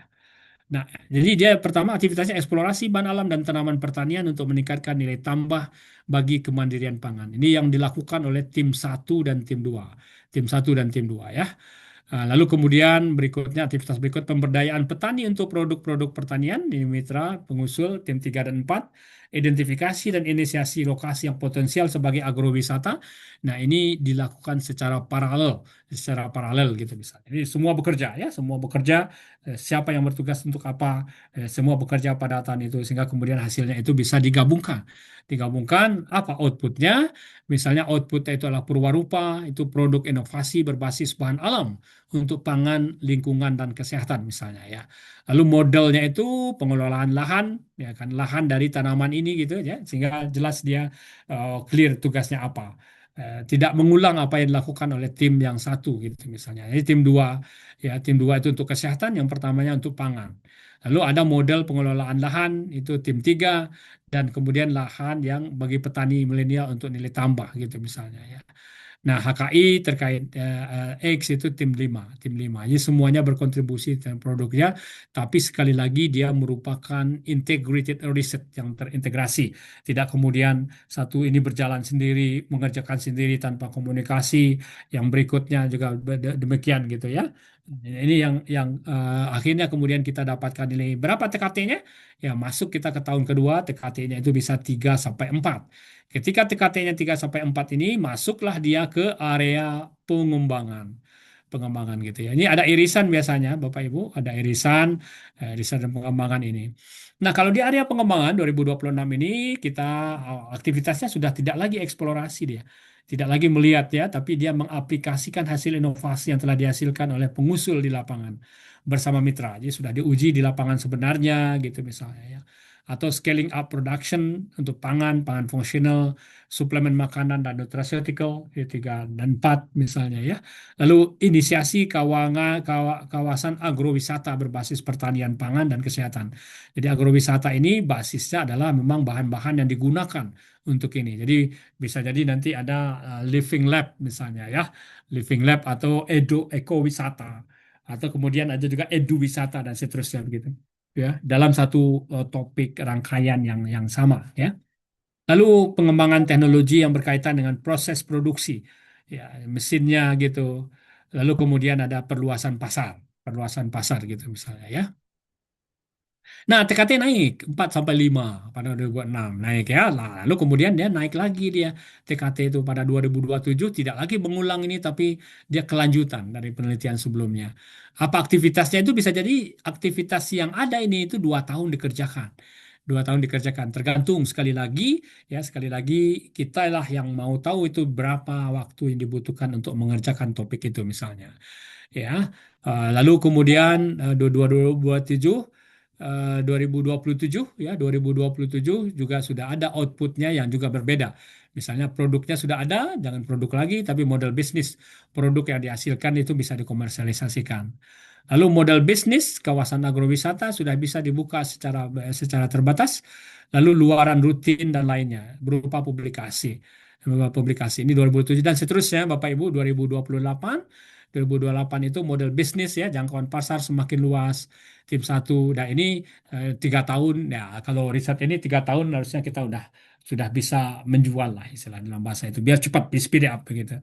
Itu Bapak Ibu contohnya ya. Nah, bagaimana menampilkan roadmap ini? Macam-macam caranya. Ada yang lurus, ya kan? Ada yang fishbone, ada yang apa namanya tulang ikan, ada yang seperti matrix gitu misalnya ya, dan seperti matrix nggak masalah, nggak masalah. Tapi pesannya clear, orang membaca mengerti gitu misalnya ya, mengerti. Itu saya pikir pengantar juga udah lebih 1 jam. Saya pikir pengantar dari topik kita tentang roadmap penelitian. Demikian Bapak Ibu sekalian, kita nanti bisa diskusi dan kita lihat juga nanti contoh-contohnya begitu yang sudah dikirim ke saya. Silakan Pak Priardi. Baik, terima kasih Pak Fahmi yang sudah menjelaskan sedetail mungkin ya tentang peta jalan penelitian, karena memang itulah salah satu bagian dari apa kita ya, tujuan kita untuk membantu Bapak Ibu dosen ini dalam merumuskan kegiatan-kegiatan penelitiannya, sehingga nanti waktu apply proposal clear, mereka dapat si reviewer dapat membacanya. Baik Pak, jadi sesuai dengan susunan acaranya ini sekarang kita ada sesi diskusi, atau kita langsung saja Pak? Ada contoh kemarin kan ada beberapa dosen kita yang sudah membuat penelitian, apa mungkin kita bahas sedikit Pak? Ya, silakan. Mau dibahas dulu atau gimana? Ya mungkin langsung aja Pak. Sambil itu nanti Oh, Bapak Ibu yang lain akan mengapakan juga kan, menyiapkan pertanyaan-pertanyaannya. siap, siap. Ya, Oke, ini contoh ya. Ini ada 5 Pak Adi. Mungkin kita ya lihatin betul. satu-satu ya. Ini Ya, saya lihat selintas, belum detail. Tapi saya sudah dapat gambaran kira-kira apa yang perlu diimprove gitu ya. Yang pertama ini Pak Adi. Bisa kelihatan ya? sedang loading Pak. Nah ini. Ya. Sudah. Ah ya, udah. Nah, ini Bapak Ibu, yang tadi ada apa namanya kejelasannya ya. Ini kan terlalu kecil ya. Walaupun nanti kita Iya, iya. misalnya saya tambahkan itu bisa besar ya. Tapi ada effort untuk menghasilkan gitu ya. Nah ini, nah coba kita lihat di sini clear tahunnya ya. Eh, Hanya saja ada beberapa yang repeatable, berulang. Contohnya ya, saya lihat ya. Ini Pak Adi. Nah ini 2026 desain kelembagaan kolaboratif governance dalam mitigasi bencana tanah longsor di Kota Sawah Lunto dan Sumatera Barat ya. Ini ada apakah ini kemudian di copy paste apa? Nah ini berulang 2027 hal yang sama ya kan Pak Adi? Hmm. Iya, iya. Ya, itu pertama ya. Lalu ini sama nih, periode 2024, 2027, 2027, 2030. Nah, kalau kita lihat time frame-nya ya sampai 2023, 20 sampai di awalnya itu mulai dari 2016 sampai 2030, itu topik penelitiannya itu berkisar dari pembentukan ini Pak apa namanya Pak Ardi. Ini mohon maaf Pak, kita kan mencari ini ya Pak Adi ya, mencari yang clear-nya ya, klarifikasi ya. Mungkin nggak tahu apakah yang punya ada, tapi ini sesuatu yang memang perlu diperbaiki gitu. Nah, di improve maksud saya gitu ya. Nah, itu kalau kita lihat dari 2016 itu sudah ada implementasi kebijakan penataan ruang berbasis mitigasi bencana gitu. Ya kan? Sejak 2018 penelitian itu dilakukan. Nah, kalau kita lihat di akhir 2090, 2030 ya. Nah, ini masih eh, masih bagian dari yang 2018 tadi gitu Pak Adi. Ya, dari 2018 sampai 2030 nanti itu apa sangat lama untuk kemudian kita mengimplementasikan ya. Misalnya penanggulangan bencana, masa rehabilitasi dan rekonstruksi pasca bencana. Ya, ya, justru itu maka saya pikir apalagi ini sebenarnya penelitiannya itu kan tidak harus ketika ada bencana dulu baru kemudian dilakukan penelitian kan tidak begitu ya. Iya, Tadi, ya kan? Kalau nunggu bencana mungkin lama, tapi jangan ada bencana dulu gitu misalnya. Kan biasanya ada simulasi ya gitu kan? Ada simulasi dan seterusnya. Bahkan ada penelitian Bapak Ibu, penelitian orang ini Pak di contohnya itu di laut gitu ya.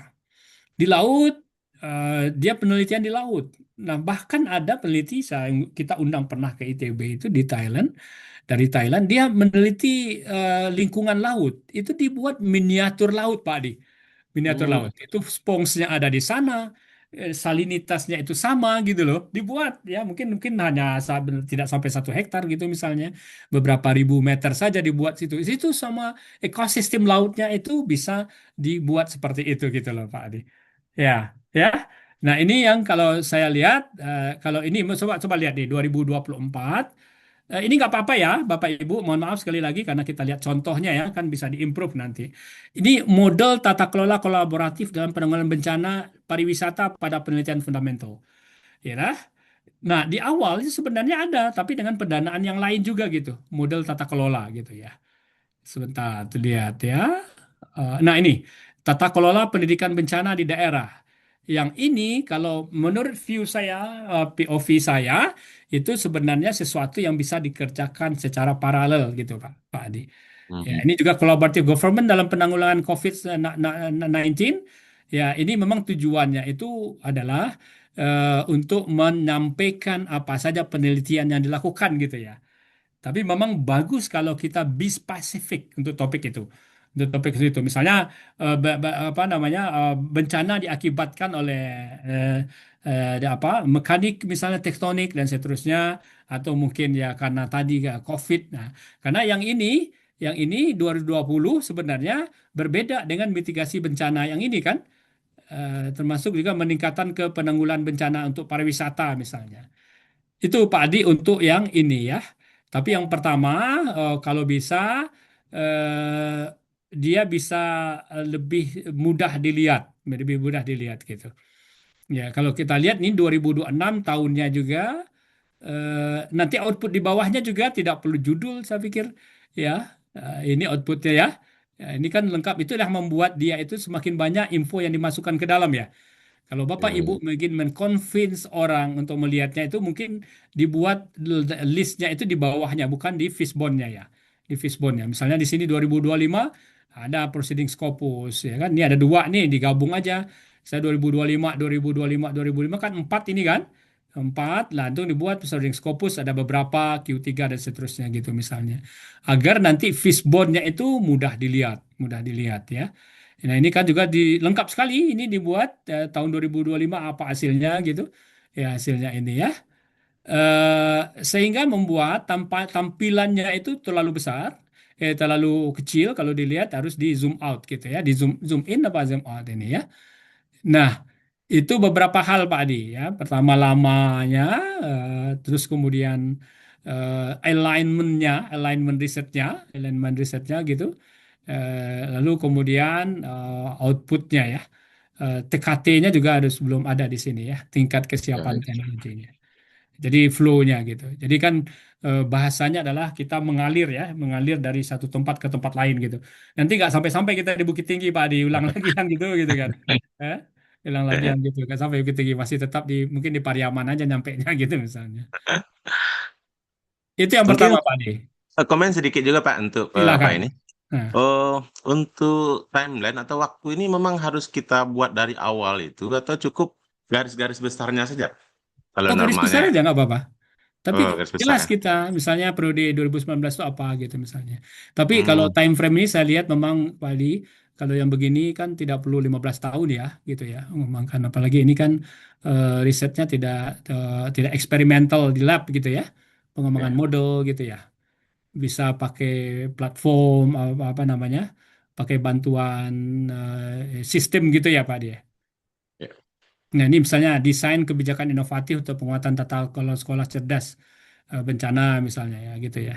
Ini sama. Memang ada beberapa risetnya ya yang sudah ini RKI tentunya dapat RKI gitu. Nah, ya, ini kalau saya lihat di roadmap ini semua penelitian dilakukan oleh peneliti ini itu mencantumkan semuanya gitu. Hanya saja memang tingkat ketekatinya belum terlihat gitu ya, flow-nya gitu loh Pak Di. baik. Gitu. Baik, Pak. Ya, saya stop ini dulu. Oke. Kita lihat yang lain ya, Pak Di. Ya, silakan Pak. Ya, kalau yang sejenis sih nanti sama aja. Ada dua yang sejenis kalau nggak salah itu. Bentar lagi, ini satu juga. Nah, ini satu lagi. Yang sejenis saya pikir nggak diulang ya. Nanti kalau ada pertanyaan terkaitnya kita ulang juga ya. Ya, Sebentar.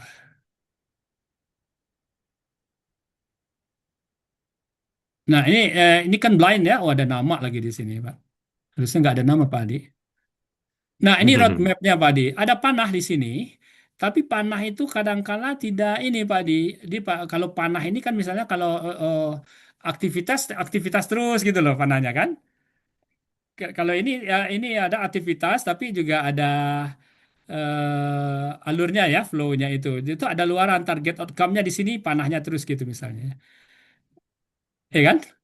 Kalau ya, panas dilihat, jadi kalau panah itu biasanya itu yang inline.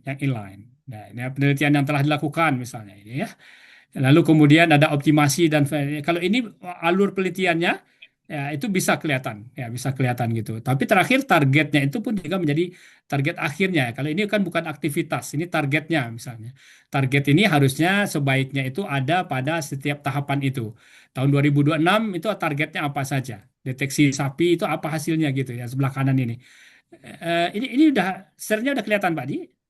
udah Pak. Udah. Ya, Kursor saya juga kelihatan tidak? Nah, kelihatan ya. kursor, Saya gerak-gerakin ini enggak? Kelihatan, Pak. Oh, kelihatan. Ya. Nah, ini misalnya deteksi kebuntingan sapi kerbau menggunakan itu apa hasilnya di sini? Nah, dibuatkan hasilnya apa? Ini seed germinating inhibition test. Ini kan caranya gitu pengembangan reagen BACL2, pengembangan reagen FSL2. Ini maksudnya memang merupakan bagian atau tidak? Apakah memang membagian? Kalau pengembangan reagen FSL2 ini maksudnya seperti apa? FSL2 ini kan sudah existing sebenarnya, BACL2 gitu misalnya, Pak. Ya kan? Apakah peneliti ini itu mengoptimalisasi regen-regen yang dibuat di sini. Nah, itu sebelah kanannya itu dibuat hasilnya. hasilnya seperti apa. Ini tahunnya tahun tahun berapa. Lalu masuk 2027, ini optimalisasi ini yang akan dilakukan. Yang akan dilakukan. Misal begini, optimalisasi formulasi dan konsentrasi regen diagnostik. Ini merupakan flow-nya itu dari regen-regen tadi ya, BaCl2, FeSL2 dan regen yang lain. Kemudian pengujian pada sampel ternak dengan status kebuntingan terverifikasi. Ya, lalu kemudian penentuan sensitivitas atau spesifikasi akurasi. Ini tentu kemudian di sini perlu ada kebaruannya ya, kebaruannya. Ini kan regen ini biasanya regen yang eh, kalau kalau kalau saya melihat ini inginnya peneliti ini menghasilkan regen yang baru yang digunakan untuk mendeteksi apakah sapi itu buntu. Test pack lah gitu ya istilahnya ya. Ya. Test pack gitu misalnya. Nah, apakah test pack ini memang belum ada misalnya ya? Atau kemudian yang dikembangkan ini adalah modifikasi dari existing test pack gitu misalnya, segitu loh Pak Adi. Di clear ya ininya ya. Jadi kalau bisa di setiap tahapan itu jelas targetnya apa gitu nanti. Ini optimasi, ini regennya. Lalu apakah ini hubungan biomarker urin dengan status kebuntingan? Ini kan sebenarnya tidak bisa juga nanti tahap apa namanya setiap item-item ini bisa yang digabung, ya kan? Bisa yang digabung. Kalau ini alurnya ya, alur penelitiannya kalau kita kelihatan ya. Nah ini pengembangan teknologi. Ya, formulasi prototipe kit diagnostik. Oh ya, betul, clear ini di kit diagnostik. Cuman memang panahnya, bentuk panah, bentuk alurnya, flow-nya itu. Nah, ini kalau saya lihat kalau yang 2027 inilah formulasi atau prototipe kit diagnostik baru penjelasannya ini tadi. Ya kan? Penjelasannya yang di atasnya gitu. Lalu prosedur pemeriksaan yang sederhana, cepat dan ekonomis, validasi metode referensi, penyusunan SOP penggunaan. Nah, ini kan hanya tahun 2027 saja ya. Ya, nah ini apa? Jadi sekali lagi ini kalau bisa dibuat flow-nya itu inline ya. Kalau aktivitas yang berhubungan terus, lalu kemudian di samping aktivitas itu di setiap tahapan itu ada nilai TKT-nya ya, TKT-nya, lalu ada output luaran yang bisa didapatkan di sana gitu. Misalnya tahun 2027 ini peneliti ini sudah betul mendapatkan kick diagnostik yang bisa dikerjakan. Maksudnya sudah didapatkan yang optimal, lalu kemudian pada tahun berikutnya itu misalnya diproduksi massal dan seterusnya. Jadi clear alurnya, jelas alurnya gitu, Pak Adi. Ya. Gitu. Ini berhenti di 2027 ya, tidak ada 2028-nya. Ya, ini yang saya sebut tadi tidak hanya cukup di situ. Ini topiknya pengembangan dan validasi teknologi diagnostik dini kebuntingan ternak. Nah, yang dimaksud dengan roadmap itu adalah tujuan akhir dari ini kan memang kitnya itu dipakai oleh masyarakat kan gitu, ya kan? Dibeli oleh masyarakat. Nah, itu kalau bisa dibuatkan, dimasukkan ke sini seperti apa mendesainnya gitu ya, mendesainnya lalu validasinya, pengujiannya berapa, kayak jumlah sapi berapa, lalu kemudian bagaimana pendaftarannya untuk izin edar dan seterusnya. Ya, kalau didapatkan di sini kan ini prototipe ya. Tidak harus kalau untuk yang kita kalau hilirisasi itu bukan hanya prototipe. Ya, tapi juga nanti bisa hilirisasi, bisa dipakai massal.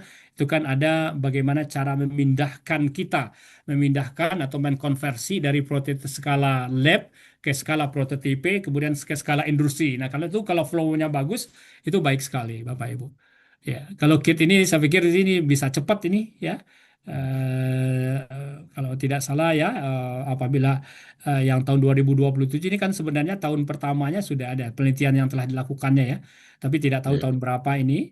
Nah, ini kan sudah ada informasinya sehingga harapannya 2027 itu sudah bisa dapat prototipenya yang sudah diuji di lapangan sebenarnya. Misalnya diuji dengan beberapa ininya ya, eh, beberapa sapi atau kerbau apa kambing tadi ya, kerbau ya, kerbau atau sapi atau kerbau begitu.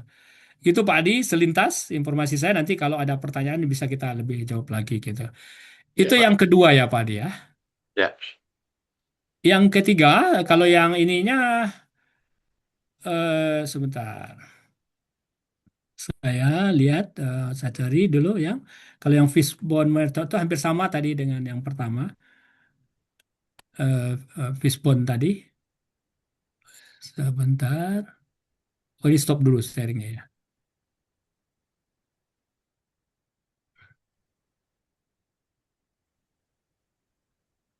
Oh, ini juga Pak Adi. Bapak Ibu, kalau ada yang mau diskusi, Ya. silakan juga untuk raise hand, bisa kita sekalian ya, sambil melihat yang ditampilkan oleh Pak Fahmi ini. Silakan Bapak Ibu.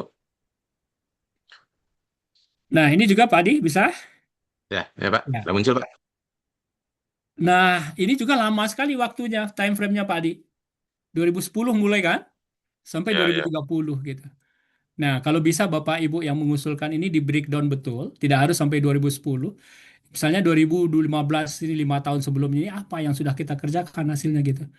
Ya kan? Ini kan validasi internal aplikasi konsep pada korpus luas karya Ogawa Yoko luaran artikel. Nah, ini kan sudah ada nih. Jadi sudah konsepnya sudah matang gitu. Ini validasi eksternal ya komparatif. Nah, integrasi akademik harusnya ini bisa ditarik nih Pak Di. Ya, skor saya yang merah ini loh 2025 sampai 2026 gitu. Ini 2026 27 ini sesuatu yang bisa ditarik ke bawah gitu. Ini kan penelitian sosial ini kalau nggak salah ya. Masuk ke baran ajar kuliah gitu bisa cepat ini. Tidak harus menunggu ini ya. Apalagi kalau seandainya sudah ada buku, sudah ada metodologi yang dipakai, ya dipakai dan seterusnya itu tidak harus seperti ini gitu. Maksud saya nanti ini kalau bisa buku ini itu bisa dipakai secara masif oleh masyarakat gitu misalnya. Ini kan TKT 2 sampai 3 TKT-nya sudah ada. Ya, bayangkan TKT 2 sampai 2 TKT 3 ya itu butuh waktu berapa tahun itu Pak Ali? Hmm, 2010 sampai 2030 gitu kan? Ya, ya, bisa di ini ya Pak, bisa saya menyampaikan dengan baik tidak Pak Ade? ya, betul Pak. Nah, clear ya. Nah, jadi ini ya, jadi kalau bisa ini dua starting pointnya kan untuk 2027 nih. Ini kan sudah terjadi validasi eksternal. Artinya apa yang didapatkan di sini, ini targetnya sudah dapat dijurnalkan. Apakah akhirnya hasil validasi itu, ya itu konsepnya itu sudah matang atau tidak gitu, sudah matang atau tidak, ya kan? Apakah sudah ada bukukah di sana? Mungkin tahun kedua ini konsepnya itu diimplementasikan di lapangan misalnya ya, di lapangan misalnya ini transformasi riset dan bahan alam ke mata kuliah ya, kesusastraan atau masyarakat Jepang gitu ya. Nah, bagaimana ini saya kan bukan bidangnya ya. Apalagi kalau konsepnya sudah matang di 2026-2027 ini bisa jadi diimplementasikan di masyarakat misalnya. Di misalnya di kelurahan beberapa kelurahan diambil sebagai apa sebagai sampling gitu misalnya. Ketika ini memang sudah dilakukan sudah proven betul, sudah terbukti begitu. Jadi di beberapa daerah gitu nih nanti baru kalau di kita itu respondennya misalnya pertama itu 1.000, lalu berikutnya naik menjadi sekian ribu gitu misalnya. Ini topik yang sebaiknya diajukan pada tahun ini gitu ya, tahun ini gitu kan konsepnya sudah matang harusnya. Ya, itu yang ketiga ya Pak Dia. Ya, betul Pak. Ya, Saya stop ya. Nanti Bapak Ibu yang kemudian bisa melihat juga nanti bisa ditanyakan. Karena kalau dilihat satu-satu mungkin panjang nanti ya, semua sampai detail gitu. Satu lagi yang sudah ada proposalnya, kalau tidak salah, tapi saya nggak baca lengkap proposalnya. Saya hanya lihat roadmap-nya. Nah ini betul.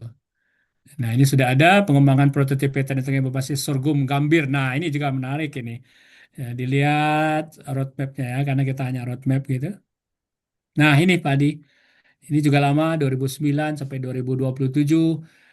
Peta jalan roadmap penelitian pengembangan prototipe produk pangan, pakan, dan biodiversitas berbahan sorghum. Nah, ini sebenarnya kalau saya lihat, dan kebetulan memang saya bekerja di bahan alam gitu, ini Bapak Ibu pekerjaan yang mungkin bisa dilakukan lebih singkat waktunya gitu ya.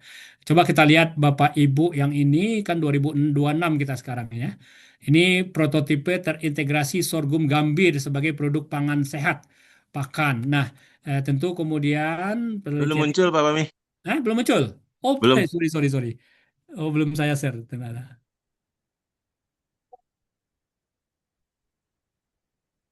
Ini Pak Di, kebetulan sudah dalam proposal ini. Udah lihat? Ya, betul, betul Pak. Bisa Ah, ya? ya, ya Pak. Ya. Dibesarin dulu ya.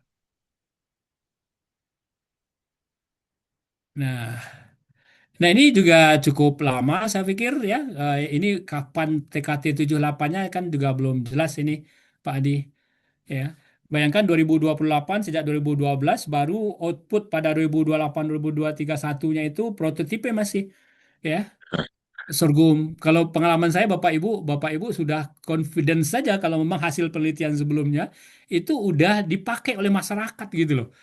Ya, maka eh, jadi kenapa kita yakin ya, hasil riset ini Bapak Ibu kalau memang hasil bagus itu karena sebaiknya seharusnya penelitian kita produk misalnya produk sorghum gambir ini itu kita hasilkan itu karena dia merupakan hasil riset dan inovasi yang secara saintifik kita bagus dengan parameter yang bagus harusnya produk kita ini jauh lebih baik daripada produk sebelumnya gitu Bapak Ibu ya kan? Jadi ini sebenarnya sih kalau prototipe sesungguhnya pada saat ini Bapak Ibu saya tidak tahu hasil yang ada 2026 ini sudah sampai di mana. Sesungguhnya kalau ada sorghum dan gambir ini produk pangan sehat eh, itu sudah bisa pada tahapan ini sudah bisa dijual gitu misalnya ya. Ya, karena kalau pangan itu tidak seperti obat. Kalau obat kan Hmm. highly regulated, ada tahapannya, ada jadi praklinis, ada uji klinis gitu misalnya. Kalau pangan itu ada beberapa parameter, walaupun kalau Bapak Ibu ya mendapatkan klaim tertentu, yaitu sebenarnya untuk pangan tidak boleh diklaim, tapi untuk dibantu. Nanti disesuaikan dengan aturan yang ada di Badan POM gitu. Nah itu Pak Adi, ya kalau seandainya mudah-mudahan Bapak Ibu yang punya proposal ini bisa kemudian menganalisis kembali dianya. Ya, ini kan kaitannya ke mana TKT 5-nya, di mana positioningnya, kan juga belum clear gitu. Sangat mudah kita lihat Bapak Ibu, ya tadi tadi kunci-kuncinya ya kalau tadi yang kata kita lihat time frame-nya jelas, jangan terlalu lama kita. Nah, memang peneliti ini harus belajar dari pengusaha ya, Pak Adi. Saya juga sering pernah sekali saya dengan pengusaha mitra kita untuk berbicara tentang pengumuman satu produk yang prospektif gitu. Kita baru merencanakan apa namanya 2 bulan berikutnya keluar produknya dia gitu loh Pak Adi. Tapi tentu tidak dengan hasil riset dengan dianya gitu kan. Nah ini ya yang memang perlu kita sedikit shift paradigm gitu ya. Paradigmanya sedikit bergeser Pak Di. Jadi kita jangan jadi apalagi orang Padang ini kan mudah ya orang Padang gitu. Seperti contoh yang lakukan itu Pak Di isolasi tanaman ini kan banyak orang pakai kan Pak Di ya. Ya, Sehingga betul. kemudian sekarang kita bisa dipakai komersial tidak harus produk jadinya dalam konteks obat gitu bisa lakukan. Itu sementara dari saya singkat ya. Mudah-mudahan kita bisa mendapatkan proposal pendanaan penelitian, tapi lebih dari itu Bapak Ibu tidak kemudian output target akhir kita dapat penelitian, tapi akhir kita adalah bagaimana penelitian kita itu bisa dipakai di masyarakat itu. Demikian sementara. Silakan Pak Adi, kita tanya Baik, jawab. terima kasih Pak Fahmi sudah apa ya, mengupas beberapa Ya, contoh saya ambil minum dari, sebentar ya. ya Lanjut aja, boleh boleh. lanjut. Ya, beberapa contoh peta jalan yang dari Bapak Ibu kirimkan ke LPPM. Kita coba membahasnya di sini. Ya, mudah-mudahan ada ya apa yang menguploadnya datang. Tapi saya rasa tidak ada nampak satupun yang sudah mengupload tidak hadir ya. Baik, jadi kita lanjut pada sesi diskusi. Pertama, silakan Bapak Muhammad Farhan Aidira. Silakan. Baik, selamat siang Prof. Elfami dan Pak Ardi. Perkenalkan, saya Farhan. Em, Terima kasih atas materi yang sangat luar biasa dan insightful, Pak. Ini sebagai konteks saya adalah dosen baru ya. Jadi Hmm. dosen yang belum sampai 6 bulan berkiprah di universitas.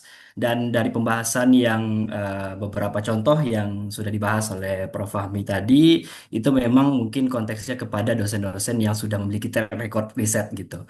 Dan sebagai konteks juga, saya dari penelitian S1 dan S2 itu memang sedikit memiliki shifting dengan topik riset ketika saya diberikan posisi sebagai dosen. Nah, ketika kita mendesain suatu roadmap penelitian, nah itu apakah sebaiknya kita memiliki jangka waktu tertentu. Misalnya ketika kita sudah berkiprah 1 tahun dulu atau 2 tahun untuk melakukan riset atau join riset kepada dosen-dosen senior terlebih dahulu. Ketika sudah tahu betul apa yang divisi atau kepakaran kita butuhkan gitu, baru kita bisa mengembangkan roadmap dengan lebih jelas. Atau bisa dari sedini mungkin gitu. Ya, Tadi Pak bagus. Fahmi juga menyampaikan kalau roadmap ini bukan suatu yang strict, tapi juga harus Ya. agile dan adaptif begitu. Terima kasih, Prof. Baik. Baik, Pak Langsung Muhammad jawab aja, Farhan. Pak Adi. Silakan, Pak. Ya, Ya, langsung, Pak. baik. Oke, bagus ya, Mas Farhan. Justru malah saya ingin mengencourage dosen muda untuk mulai membuat roadmap penelitian Ya. gitu, Pak Farhan. Saya pikir Mas Farhan ini kalau udah tahu dengan teknologi yang sangat bagus sekarang, dengan informasi yang sedemikian rupa, mungkin capaian yang kita capai pada saat ini tidak perlu banyak waktu yang dibutuhkan oleh Pak Farhan untuk mencapainya gitu loh ya.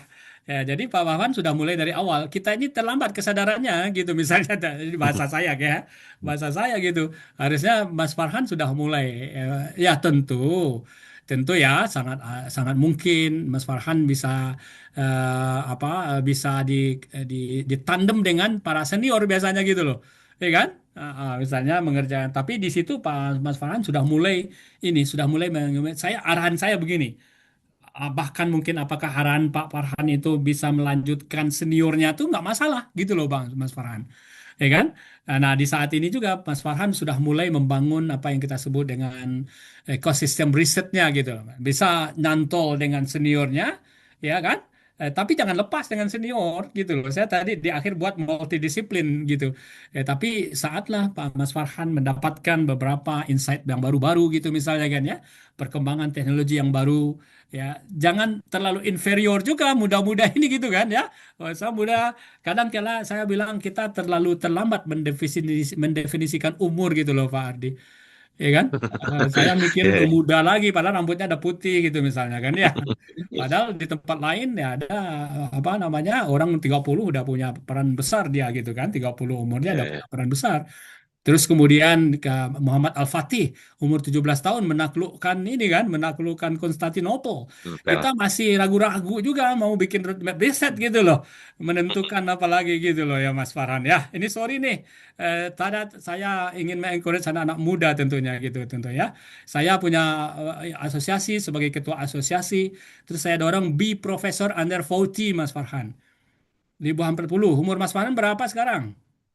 Sekarang baru masuk 26, Prof. Oh, mantap. Bisa itu Ya. tercapai 40, ya kan? Udah Amin. PNS. Belum, Prof. Nah, ini Posisi tahun saya ini ini akan dosen ada pembukaan ini ya. PNS, jadi bisa masuk gitu loh. Jadi Mas Farhan sudah mulai gitu loh, Mas. Jadi target kita Siap. besar. Kalau target kita besar, tercapai setengahnya, masih setengah besar. Tapi kalau target kita kecil, 10 kali kecil, itu masih jauh lebih kecil dibanding setengahnya besar gitu. Betul, betul, Sorry Prof. ya, saya orang Unan, jadi encourage betul Pak Adi. Ya, Pak, besar, gitu. Biar nanti Pak Farhan di umur 40, 35 sudah profesor. Sudah ada buktinya ya Pak Amin. Pak Dahrianus itu ya. Pak Hmm. Dahrianus itu umur 36 beliau profesor gitu loh Mas. Ya Mas Farhan ya. Mas Farhan Baik, suka terima kasih, di bawah Prof. 40 atau di bawah 50 profesornya? Di bawah 40 Ah, di bawah kalau gitu 40, maka semangat dibuat kita. roadmap riset sekarang ini. Ya, Siap. tapi maksud saya, Mas Farhan buat roadmap riset sendiri, itu bukan artinya Mas Farhan meninggalkan seniornya, tidak begitu maksudnya, gitu loh Mas. Ya, kok panggil Mas sih, panggil Uda. Ya, ya, Uda Farhan ya. Menjawab pertanyaannya kan? Sangat menjawab, Prof. Terima kasih Oke, banyak atas ya, encourage-nya. Ya, ya, oke, good. baik. Oke, baik. Terima kasih Pak Fahmi, Pak Farhan. Silakan lanjut Bu Leni, Leni Merdawati. Baik, Assalamualaikum warahmatullahi wabarakatuh. Terima Waalaikumsalam. kasih Pak Ardi Waalaikumsalam dan juga warahmatullahi Prof. Fahmi. Ini kami dari generasi yang terlambat mendefinisikan usia nih Pak. Gak apa-apa. Jadi kalau bilang dosen muda, kami pernah muda yang jelas ya Pak ya. Oh tentu. Nah, cuman ini memang betul sekali kata Bapak bahwa kadang-kadang kalau seperti Fahmi tadi, siapa tadi Farhan ya? Farhan tadi kasusnya kan dia baru memulai itu Pak. Maka peluang besar untuk menetapkan roadmap itu di awal ini lebih besar sehingga dia punya pemikiran future studies itu kayak seperti apa gitu kan nggak lompat-lompat. Jadi emang di generasi saya gitu ya Pak, yang generasi yang salah definisi tadi dan itu terjadi juga dengan teman-teman kita bahwa kadang-kadang roadmap itu melompat-lompat kan Pak. Iya benar. Melompat-melompat gitu. Terus ada sesuatu pemikiran yang sebenarnya roadmap itu udah mulai jalan ke arah ending, tapi ternyata ada lagi yang baru dimulai gitu. Nah ini pertanyaan saya mungkin gini, tadi kan Bapak share screen dari roadmap yang Bapak tunjukkan, bukan contoh ya Pak, yang Prof bahas tadi. Jadi saya melihat roadmap yang disampaikan itu udah sangat kuat ya, dari jalur pengembangan produk hingga komersialisasi. Tapi mungkin yang jadi concern saya adalah Pak, ini dari bidang soshum ya Pak ya, kesehatan, yang pada akhirnya itu roadmap hilirisasinya itu mungkin endnya bukan produk gitu. Dan juga mungkin lebih ke arah apa penggunaan pun nanti bukan ke komersialisasi, misalnya penelitian di bidang kesehatan dan keperawatan yang menghasilkan model intervensi, guideline, kebijakan ataupun perubahan praktik gitu. Bagaimana sih model? Contohnya saya sendiri kan fokusnya pada pasien cancer. Ya. Saya memberikan layanan pada pasien cancer yang itu mungkin secara model itu belum ada di Indonesia. Ah, Dia settingnya yang ada itu baru di tahap rumah sakit, tetapi kita mulai dari primary care yaitu di puskesmas ya, gitu kan Pak. ya. Nah, apakah hilirisasi itu perlu didefinisikan lebih luas gitu Pak sebagai adoption dan impact, bukan hanya komersialisasi, dan bagaimana sudut pandang dari reviewer sendiri untuk saat ini gitu Pak, karena ini akan mempengaruhi perspektif dari reviewer saat menilai proposal kita Pak. Hmm. Mungkin itu dulu Pak, satu. Ya, Ada siap. yang keduanya Pak. Dilanjut Pak Adi, lanjut Pak Adi. Ya, lanjut Pak. Oh. Tadi pertama saya respon tadi Bu ya. Nah, saya pikir tidak ada kata terlambat untuk kemudian memulai lagi gitu loh Bu ya. Kalau tadi bagi Pak Farhan itu be professor under 40, bagi kita yang lewat 40, jangan khawatir, be professor under 50. Iya, Ya iya. kan? Siap-siap Pak, Nah, insya kalau Allah. udah 50 pun Bu, be professor under 60 gitu. Ya kan? Nah, ya kan? Amin. Under Gitu. under 50 Pak. Amin ya Under Allah. 50 kan bisa, ya kan? Nah, jadi tidak ada kata terlambat. Kita Oke. tidak bisa menjadikan apa yang sudah terjadi menjadi pengamat kita tentunya ya. Ini Mm. Pak Adi ini juga saya selalu komporin Bu, supaya cepat guru besarnya gitu, ya kan? Amin, Pak.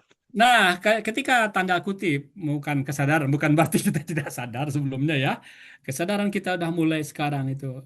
Lakukan analisis, Bu. Langsung lakukan pemetaan apa kompetensi kita, apa capaian kita gitu ya. Itu pertama. Saya pikir tidak ada kata terlambat untuk kita memberikan achievement yang bagus tentunya, Bu. Ya. Saya termasuk terlambat, Bu. Kenapa? Karena masuk dosennya juga udah senior ya, ada senior gitu. Ngambil S3-nya juga udah senior gitu kan. Tapi ya itu tadi ada jalan untuk kita, ya kan. Yang penting jangan semangatnya yang terlambat, ya kan? Ya kan? Jadi Iya, kalau semangatnya terlambat kita itu udah berat itu. betul. Terus pertanyaan kedua, tadi memang hilirisasi itu bukan hanya konteksnya kok apa komersial dapat uang langsung take and give, tidak begitu Bu. Ibu jual ada yang beli, kita hanya begitu.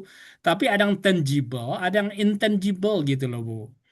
Hilirisasi adalah misalnya kebijakan pengelolaan keperawatan kanker gitu misalnya ya. Ibu temukan suatu yang sangat bagus gitu Bu. Itu akhirnya diadopsi oleh semua rumah sakit yang menangani pasien kanker.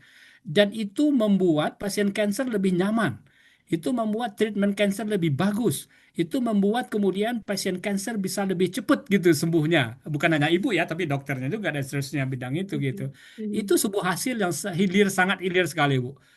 Impactnya bukan ibu kemudian yang mendapat dana, bisa juga. Ini ibu jual ke rumah sakit misalnya kan, tapi bentuknya kebijakan, bentuknya model, bukan produk obat yang ibu berikan. Tapi model, ini loh model saya jadi konsultan di situ dan seterusnya. Lalu kemudian apa konsep perawatan untuk pasien kanker ini ibu hasilkan dengan bagus, diadopsi oleh orang bahkan diambil oleh apa?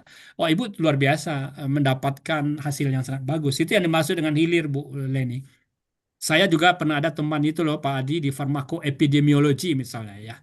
Dia risetnya adalah menganalisis apakah obat di BPJS misalnya ya itu lebih baik atau tidak, dapat hasil kemudian dipakai oleh BPJS Bu. Itu dipakai gitu loh. Produknya bukan sesuatu tapi kebijakan dipakai oleh BPJS dan membuat kemudian efisiensi pekerjaan di BPJS jadi bagus gitu loh Bu. Ya, dia dibayar akhirnya gitu loh. Gitu loh Bu Leni. Jadi saya pikir semuanya bisa dihilirisasi gitu ya. Lalu penelitian dasar apa penelitian teori misalnya bisa dihilirisasi. Ya, ternyata kemudian ditemukan teori baru. Teori baru menjadi kemudian pembelajaran di semua itu udah hilir namanya, Bu. Iya kan? Ya, ya, itu yang saya pikir ya. Di teman-teman yang susah mendapatkan hilirisasi. Nah, ini pun juga mungkin di dunia perrevieweran gitu. Perrevieweran juga harus di convince mereka gitu, Bu. Makanya model hasil dari penelitian itu bukan hanya produk, tapi kebijakan, ada model, ada makan bibit dan seterusnya begitu Bu Leni. mudah-mudahan tidak menjawab pertanyaan Bu Leni sehingga kemudian semakin penasaran, Ibu cari tempat lain jawabannya juga gitu. Tidak Itu Bu menjawab Leni. ya, Pak. Silakan. Satu lagi, Pak. Satu Oh, lagi. siap. Tadi itu menjawab sih, Pak. Dan saya Pakai rasa sih itu berarti belum mudah-mudahan, bagus tuh. iya, iya, Belum iya, iya. puas berarti. Ya, harapannya kan Pak, Ah, semua reviewer tuh punya pikiran terbuka dan juga pikiran luas seperti Prof. Fahmi kan, harapan kita. Sehingga nanti ada, pada saat, semuanya ada Bu. Kadang-kadang oh, Bu Leni aja bilang nggak berpikir luas, bisa jadi juga berpikir luas gitu. Tapi yang bukan, namanya nanti persepsi kadang-kadang perspektif dari berbeda, roadmapnya kan berbeda iya. Pak. Itu Itu hal maksudnya yang Pak. kualitatif Bu. Jadi kita Ya, sedang oke, reviewer oke. itu menilai yang kualitatif untuk dikuantifikasi gitu loh Bu Leni.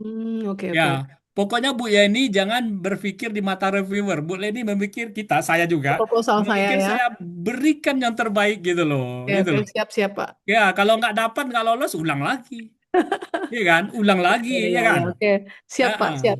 Yang Jadi, yang nggak bagus itu adalah nggak mengajukan proposal, udah pasti nggak dapat. Tapi kalau ya. mengajukan proposal ada kemungkinan dapat gitu loh, Bu. Ya kalau tahun lalu seneng Pak, tahun ini patah hati sedikit Pak. Oh jangan, hati itu. Enggak. Kita mau Wong kita masukin lah lagi nih calon Pak. ini aja nggak patah hati kita kan. Ya. Insya Lanjut Allah Bu ya, kita semangat masukin ya. lagi Pak. Nanti Ya, ini Pak satu Marzuki lagi nih marah Pak. nanti. Satu Nah, lagi nih Pak, yang ya, terakhir. ya. Ini kan ada yang saya tanyakan tadi nih. Kita kan bagaimana memadukan roadmap itu kan kemarin itu misalnya kita kepikirannya model ini loh sekarang lagi tren gitu. Hmm. Ternyata sekarang eh, dengan berjalannya waktu itu ada perubahan gitu Pak. Ya, Jadi ya. bagaimana kita menyatukan menjadi sebuah capture yang masih tetap Hmm. rasional gitu Pak di dalam roadmap itu Pak. Sehingga tidak terlihat bolak-balik itu penelitiannya. Iya, Ibu bisa adjust saja Bu, roadmap di awal Mhm. itu di adjust saja. Katakanlah Oke. misalnya topik di farmasi misalnya Bu ya. Mm-mm. Ternyata yang sekarang tuh bukan diabetes gitu misalnya ya. Mm-mm. Diabetes, antivirus jadi ini gitu. Tapi Mm-mm. kalau Ibu convince diri Ibu bisa untuk antivirus itu, kenapa tidak gitu loh, ya Oke. kan? Iya, Tapi kalau Ibu kemudian ikut-ikutin orang, kemudian antivirus kerjain lagi, nanti iya. terjadi lagi dan terus-terusnya gitu. Nggak Oke. masalah, Bu. Dan pengalaman saya nih, mohon maaf nih ya. Pengalaman saya, jadi ketika kita dapat satu komersial, itu ternyata ada topik yang lain pun yang akhirnya kemudian bisa dihilirisasi gitu loh, Bu. Iya. Iya kan? Mhm. Alatnya kah? Saya pernah bikin senyawa murni itu ya Pak dia. Ada ternyata di pertengahan jalan kita beli alatnya mahal. Terus diutak-atik alat itu. Oh, kita bikin reverse engineering, kromatotron Pak di.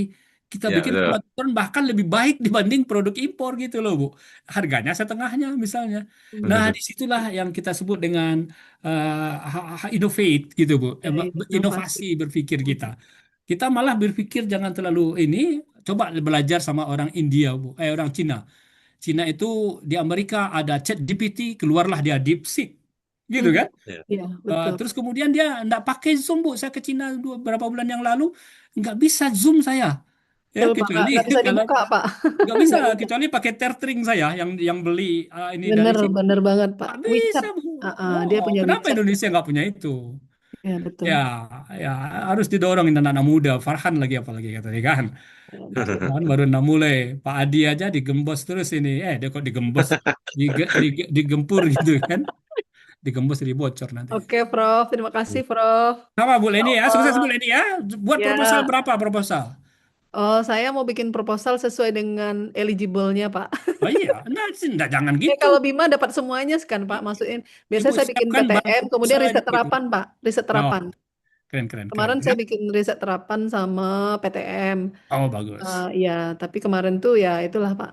Ya, mudah-mudahan next time lulus Oh deh ya Pak. nggak apa-apa Bu. Sekali ini gagal, besok masa dapat terus. Ya kan nggak mungkin Iya, begitu ya. Nah, iya, iya. Kasih banyak ya Pak sama Bu. informasinya. Oke. Baik, terima kasih Pak Fahmi, Bu Leni. Pak Ketua, silakan Pak Ketua. Wis, sungkan kita ditanya Pak Baduki ini. Saya nggak nanya. Pertama nanya satu ya, Oh nanya juga.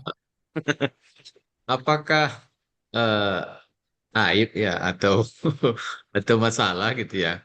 Kalau misalnya nih roadmap-nya itu berada di TKT dasar terus gitu. Karena mungkin riset teori misalnya ya, fisika teori misalnya, ya Hmm, memang mereka mainnya di level dasar terus gitu kan, misalnya hmm, gitu. hmm. Sehingga dia roadmap-nya TKT-nya ya dasar terus gitu. Tapi endingnya ada gitu. endingnya itu ada, tapi levelnya tetap di TKT dasar. Itu satu. Yang kedua, kenapa roadmap itu seringkali sangat panjang dan sepertinya berbelit-belit? Karena bisa jadi begini mungkin, Prof. Jadi dosen ini punya banyak ide, semua dimasukkan ke dalam roadmap itu. Padahal sebetulnya topik risetnya sudah beda, bisa roadmap Iya, baru gitu. Jadi ada iya, asumsi dosen, itu seorang dosen itu hanya satu roadmap, padahal kan tidak demikian kan, Prof ya. tidak. Mungkin saja dia dua, tiga, empat gitu, karena Ya, topik risetnya barangkali yang relevan itu ada empat atau lima gitu. betul, Pak. Dan ini bisa diajukan pada skema-skema yang berbeda-beda Betul, gitu. Jadi jangan betul. dipaksakan satu roadmap untuk seumur hidup gitu. Dosen gitu. Barangkali itu yang menyebabkan kayak tadi yang Pak Eka gitu ya. Itu kan dipaksakan gitu ya, semua kegiatannya dipaksakan ke dalam satu. Padahal tadi saya lihat angle-nya beda-beda. Ada yang angle-nya pariwisata, ada Betul, yang angle-nya bencana gitu. betul. Sebetulnya itu bisa di breakdown menjadi dua roadmap yang Ya, berbeda gitu, misalnya ya. gitu. Jadi yang pertama itu Prof, yang atau mungkin ya, misalnya Tapi, teman-teman tapi Pak teori, Marzuki bilang tadi ada endingnya itu bukan lagi TKT satu, berarti nggak apa namanya asesmen TKT-nya nggak pas. karena Harusnya kalau bisa sudah jadi ada ini ending itu ada TKT-nya. endingnya bisa jadi memang endingnya itu sampai riset dasar itu doang target dia. Itu Apa? maksud. Misalnya gini, ada keilmuan gitu loh, Pak, keilmuan baru. Karena gini, jadi TKT meter untuk pegawai yang sosum, yang keilmuan itu, misalnya itu beda dengan TKT yang STEM gitu, Pak. Ya, ya Ya, kita udah punya aplikasinya juga. ah. Nah, Ah, cuman gini, TKT itu not for all lah, gitu saya bilang gitu kan. ah. Saya sangat apresiasi ke teman-teman dengan fisika teori, Pak. Ya Ya, itu. seperti saya Ya, bilang tadi, Einstein menemukan hanya E sama dengan MC kuadrat, tapi dampak dalam kehidupan kan luar biasa gitu loh, Pak. Eh, ya. Ya kan? Jadi Ya. mungkin tidak Itu harus selat kemudian Hormuz tuh dampaknya. kena. Selat Hormuz dampaknya salah satu. Oh, makanya ada teman saya juga punya apa black hole. Black hole itu kapan mau jadi produk? Tapi Ya, keilmuannya dahsyat, Pak. Ya kan? ya. Nah, ini kan jadi sesungguhnya eh, tidak semua harus diukur dengan cara yang sama gitu loh, Pak Marzuki. Ya kan? Hmm. Tapi impactnya yang penting, impactnya ya. Yang hilir itu kan artinya adalah sesuatu yang di ujung dan dimanfaatkan oleh banyak orang. Ketika teorinya itu dimanfaatkan oleh keilmuan tertentu, itu sudah hilir harusnya gitu Pak Marzuki gitu. Ya, ya, ya, Gitu Pak. ya. Ah, Oke, ah, siap. ya. Terima kasih. Terus Ini yang kedua tadi, benar Pak, ini kalau roadmap penelitian untuk topik A ke topik A itu aja yang relevan dengan tajam kita gitu ke topik A itu Pak. Nah, di situ biasanya reviewer melihat apakah kemudian roadmap itu betul-betul setuju ini ya sesuai. Kayak saya misalnya bahkan saya roadmap untuk satu senyawa aja itu roadmapnya satu senyawa itu aja Pak Andi Pak Adi, ya kan? Saya bekerja roadmap satu senyawanya misalnya mitraginin, wah itu dari awal itu satu roadmap tinggi gitu misalnya kan ya sampai tujuannya ada target antara juga gitu misalnya. Tapi hilir kita tidak harus kemudian di ujungnya Pak, di cabangnya ini bisa hilir langsung gitu loh Pak Adi gitu ya. Demikian Pak Ketua. siap, siap. Thank you. Bagus, luar biasa. Pak Ketua ini Gaharu Cendana pula ini. Nah, Nah, ini kan sering sharing kali kita kan ya, ya teman-teman betul dari betul, fisika teori kan sering sering bagus, bilang begitu kan. ya ya. Nah, Eh, jadi intinya ketika sudah dimanfaatkan oleh orang dan lain ini sebagainya hilir, itu sudah hilir gitu ya. hilir Itulah itu, hilirnya gitu ya. itulah hilirnya, Ya, ya, ya, ya. gitu Pak. Oke, mantap. Ya benar sebenarnya Pak apanya. Kadang-kadang hilir tuh orang berasumsi ya, produk. Nah, produk yang di apa kan yang dihasilkan. Padahal kadang-kadang bisa jadi seperti apa tadi ya, teori yang sudah banyak digunakan bisa menjadi hilirisasi Iya ya. betul. Nah. Oke. Oke Bapak Ibu, masih ada yang mau kita diskusikan mumpung narasumber kita masih semangat ini. Iya, Udah jam berapa di sengaja sana nih Pak? backgroundnya Jam. merah ini supaya semangat Bapak Ibu kalian membara gitu. Silakan Bapak Ibu. Ini di Sarawak, Pak Prof ya. Di Ya, Sabah, Sarawak. Oh, Sabah, Sabah ya, ya. Kinabalu, Kinabalu.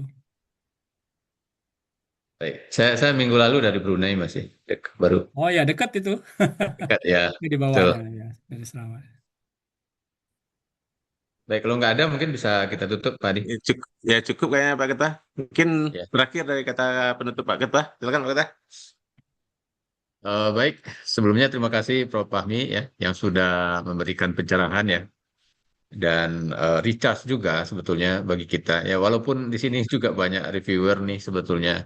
Hmm. Tapi recharge ini sangat perlu ya agar kita punya angle yang berbeda-beda dan kaya dengan angle ya ketika memahami satu permasalahan dalam hal ini adalah roadmap penelitian.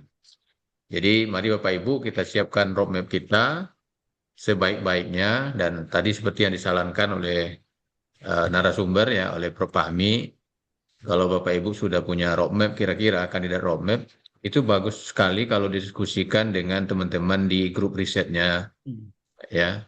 Jadi jangan diputuskan sendiri karena bisa jadi pengetahuan kita dan topik itu mungkin juga terbatas kan. Nah, jadi kalau ada teman-teman di bidang kita, mungkin ada kalau ada teman-teman di ITB juga yang topiknya sama, bisa juga didiskusikan sama dia. Akan dapat masukan ya, memperkaya dan memperkuat roadmap kita. Kalau roadmapnya kuat, maka akan sangat nyaman membuat proposal penelitian. Kita nggak mikir lagi ya, tahun depan saya ngajuin apa ya?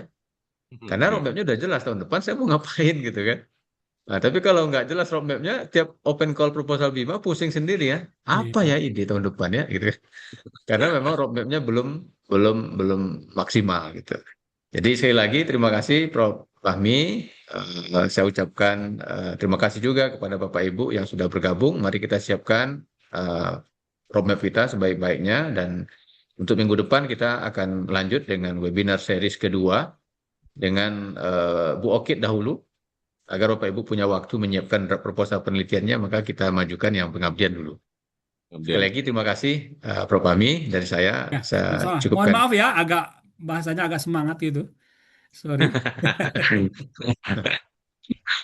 Oke, baik. Terima kasih Pak Ketua, terima kasih Pak Fahmi yang sudah memberikan materi diskusi kita pada sore hari ini. Mudah-mudahan harapan kita Bapak Ibu dosen itu menangkap apa yang maksud yang sudah disampaikan oleh Pak Fahmi tadi, sehingga kita mengharapkan nanti proposal baik di Bima maupun proposal-proposal lain itu Bapak Ibu sukses untuk meraih dananya. Mungkin itu Amin. saja yang dapat kita sampaikan. Terima kasih banyak. Kita akhiri ucapkan alhamdulillahirrahmanirrahim. Assalamualaikum warahmatullahi wabarakatuh. Waalaikumsalam warahmatullahi wabarakatuh. Waalaikumsalam. Selamat Bapak Ibu ya, izin ya. Ya Pak. Assalamualaikum Ya, warahmatullahi terima kasih wabarakatuh. Pak.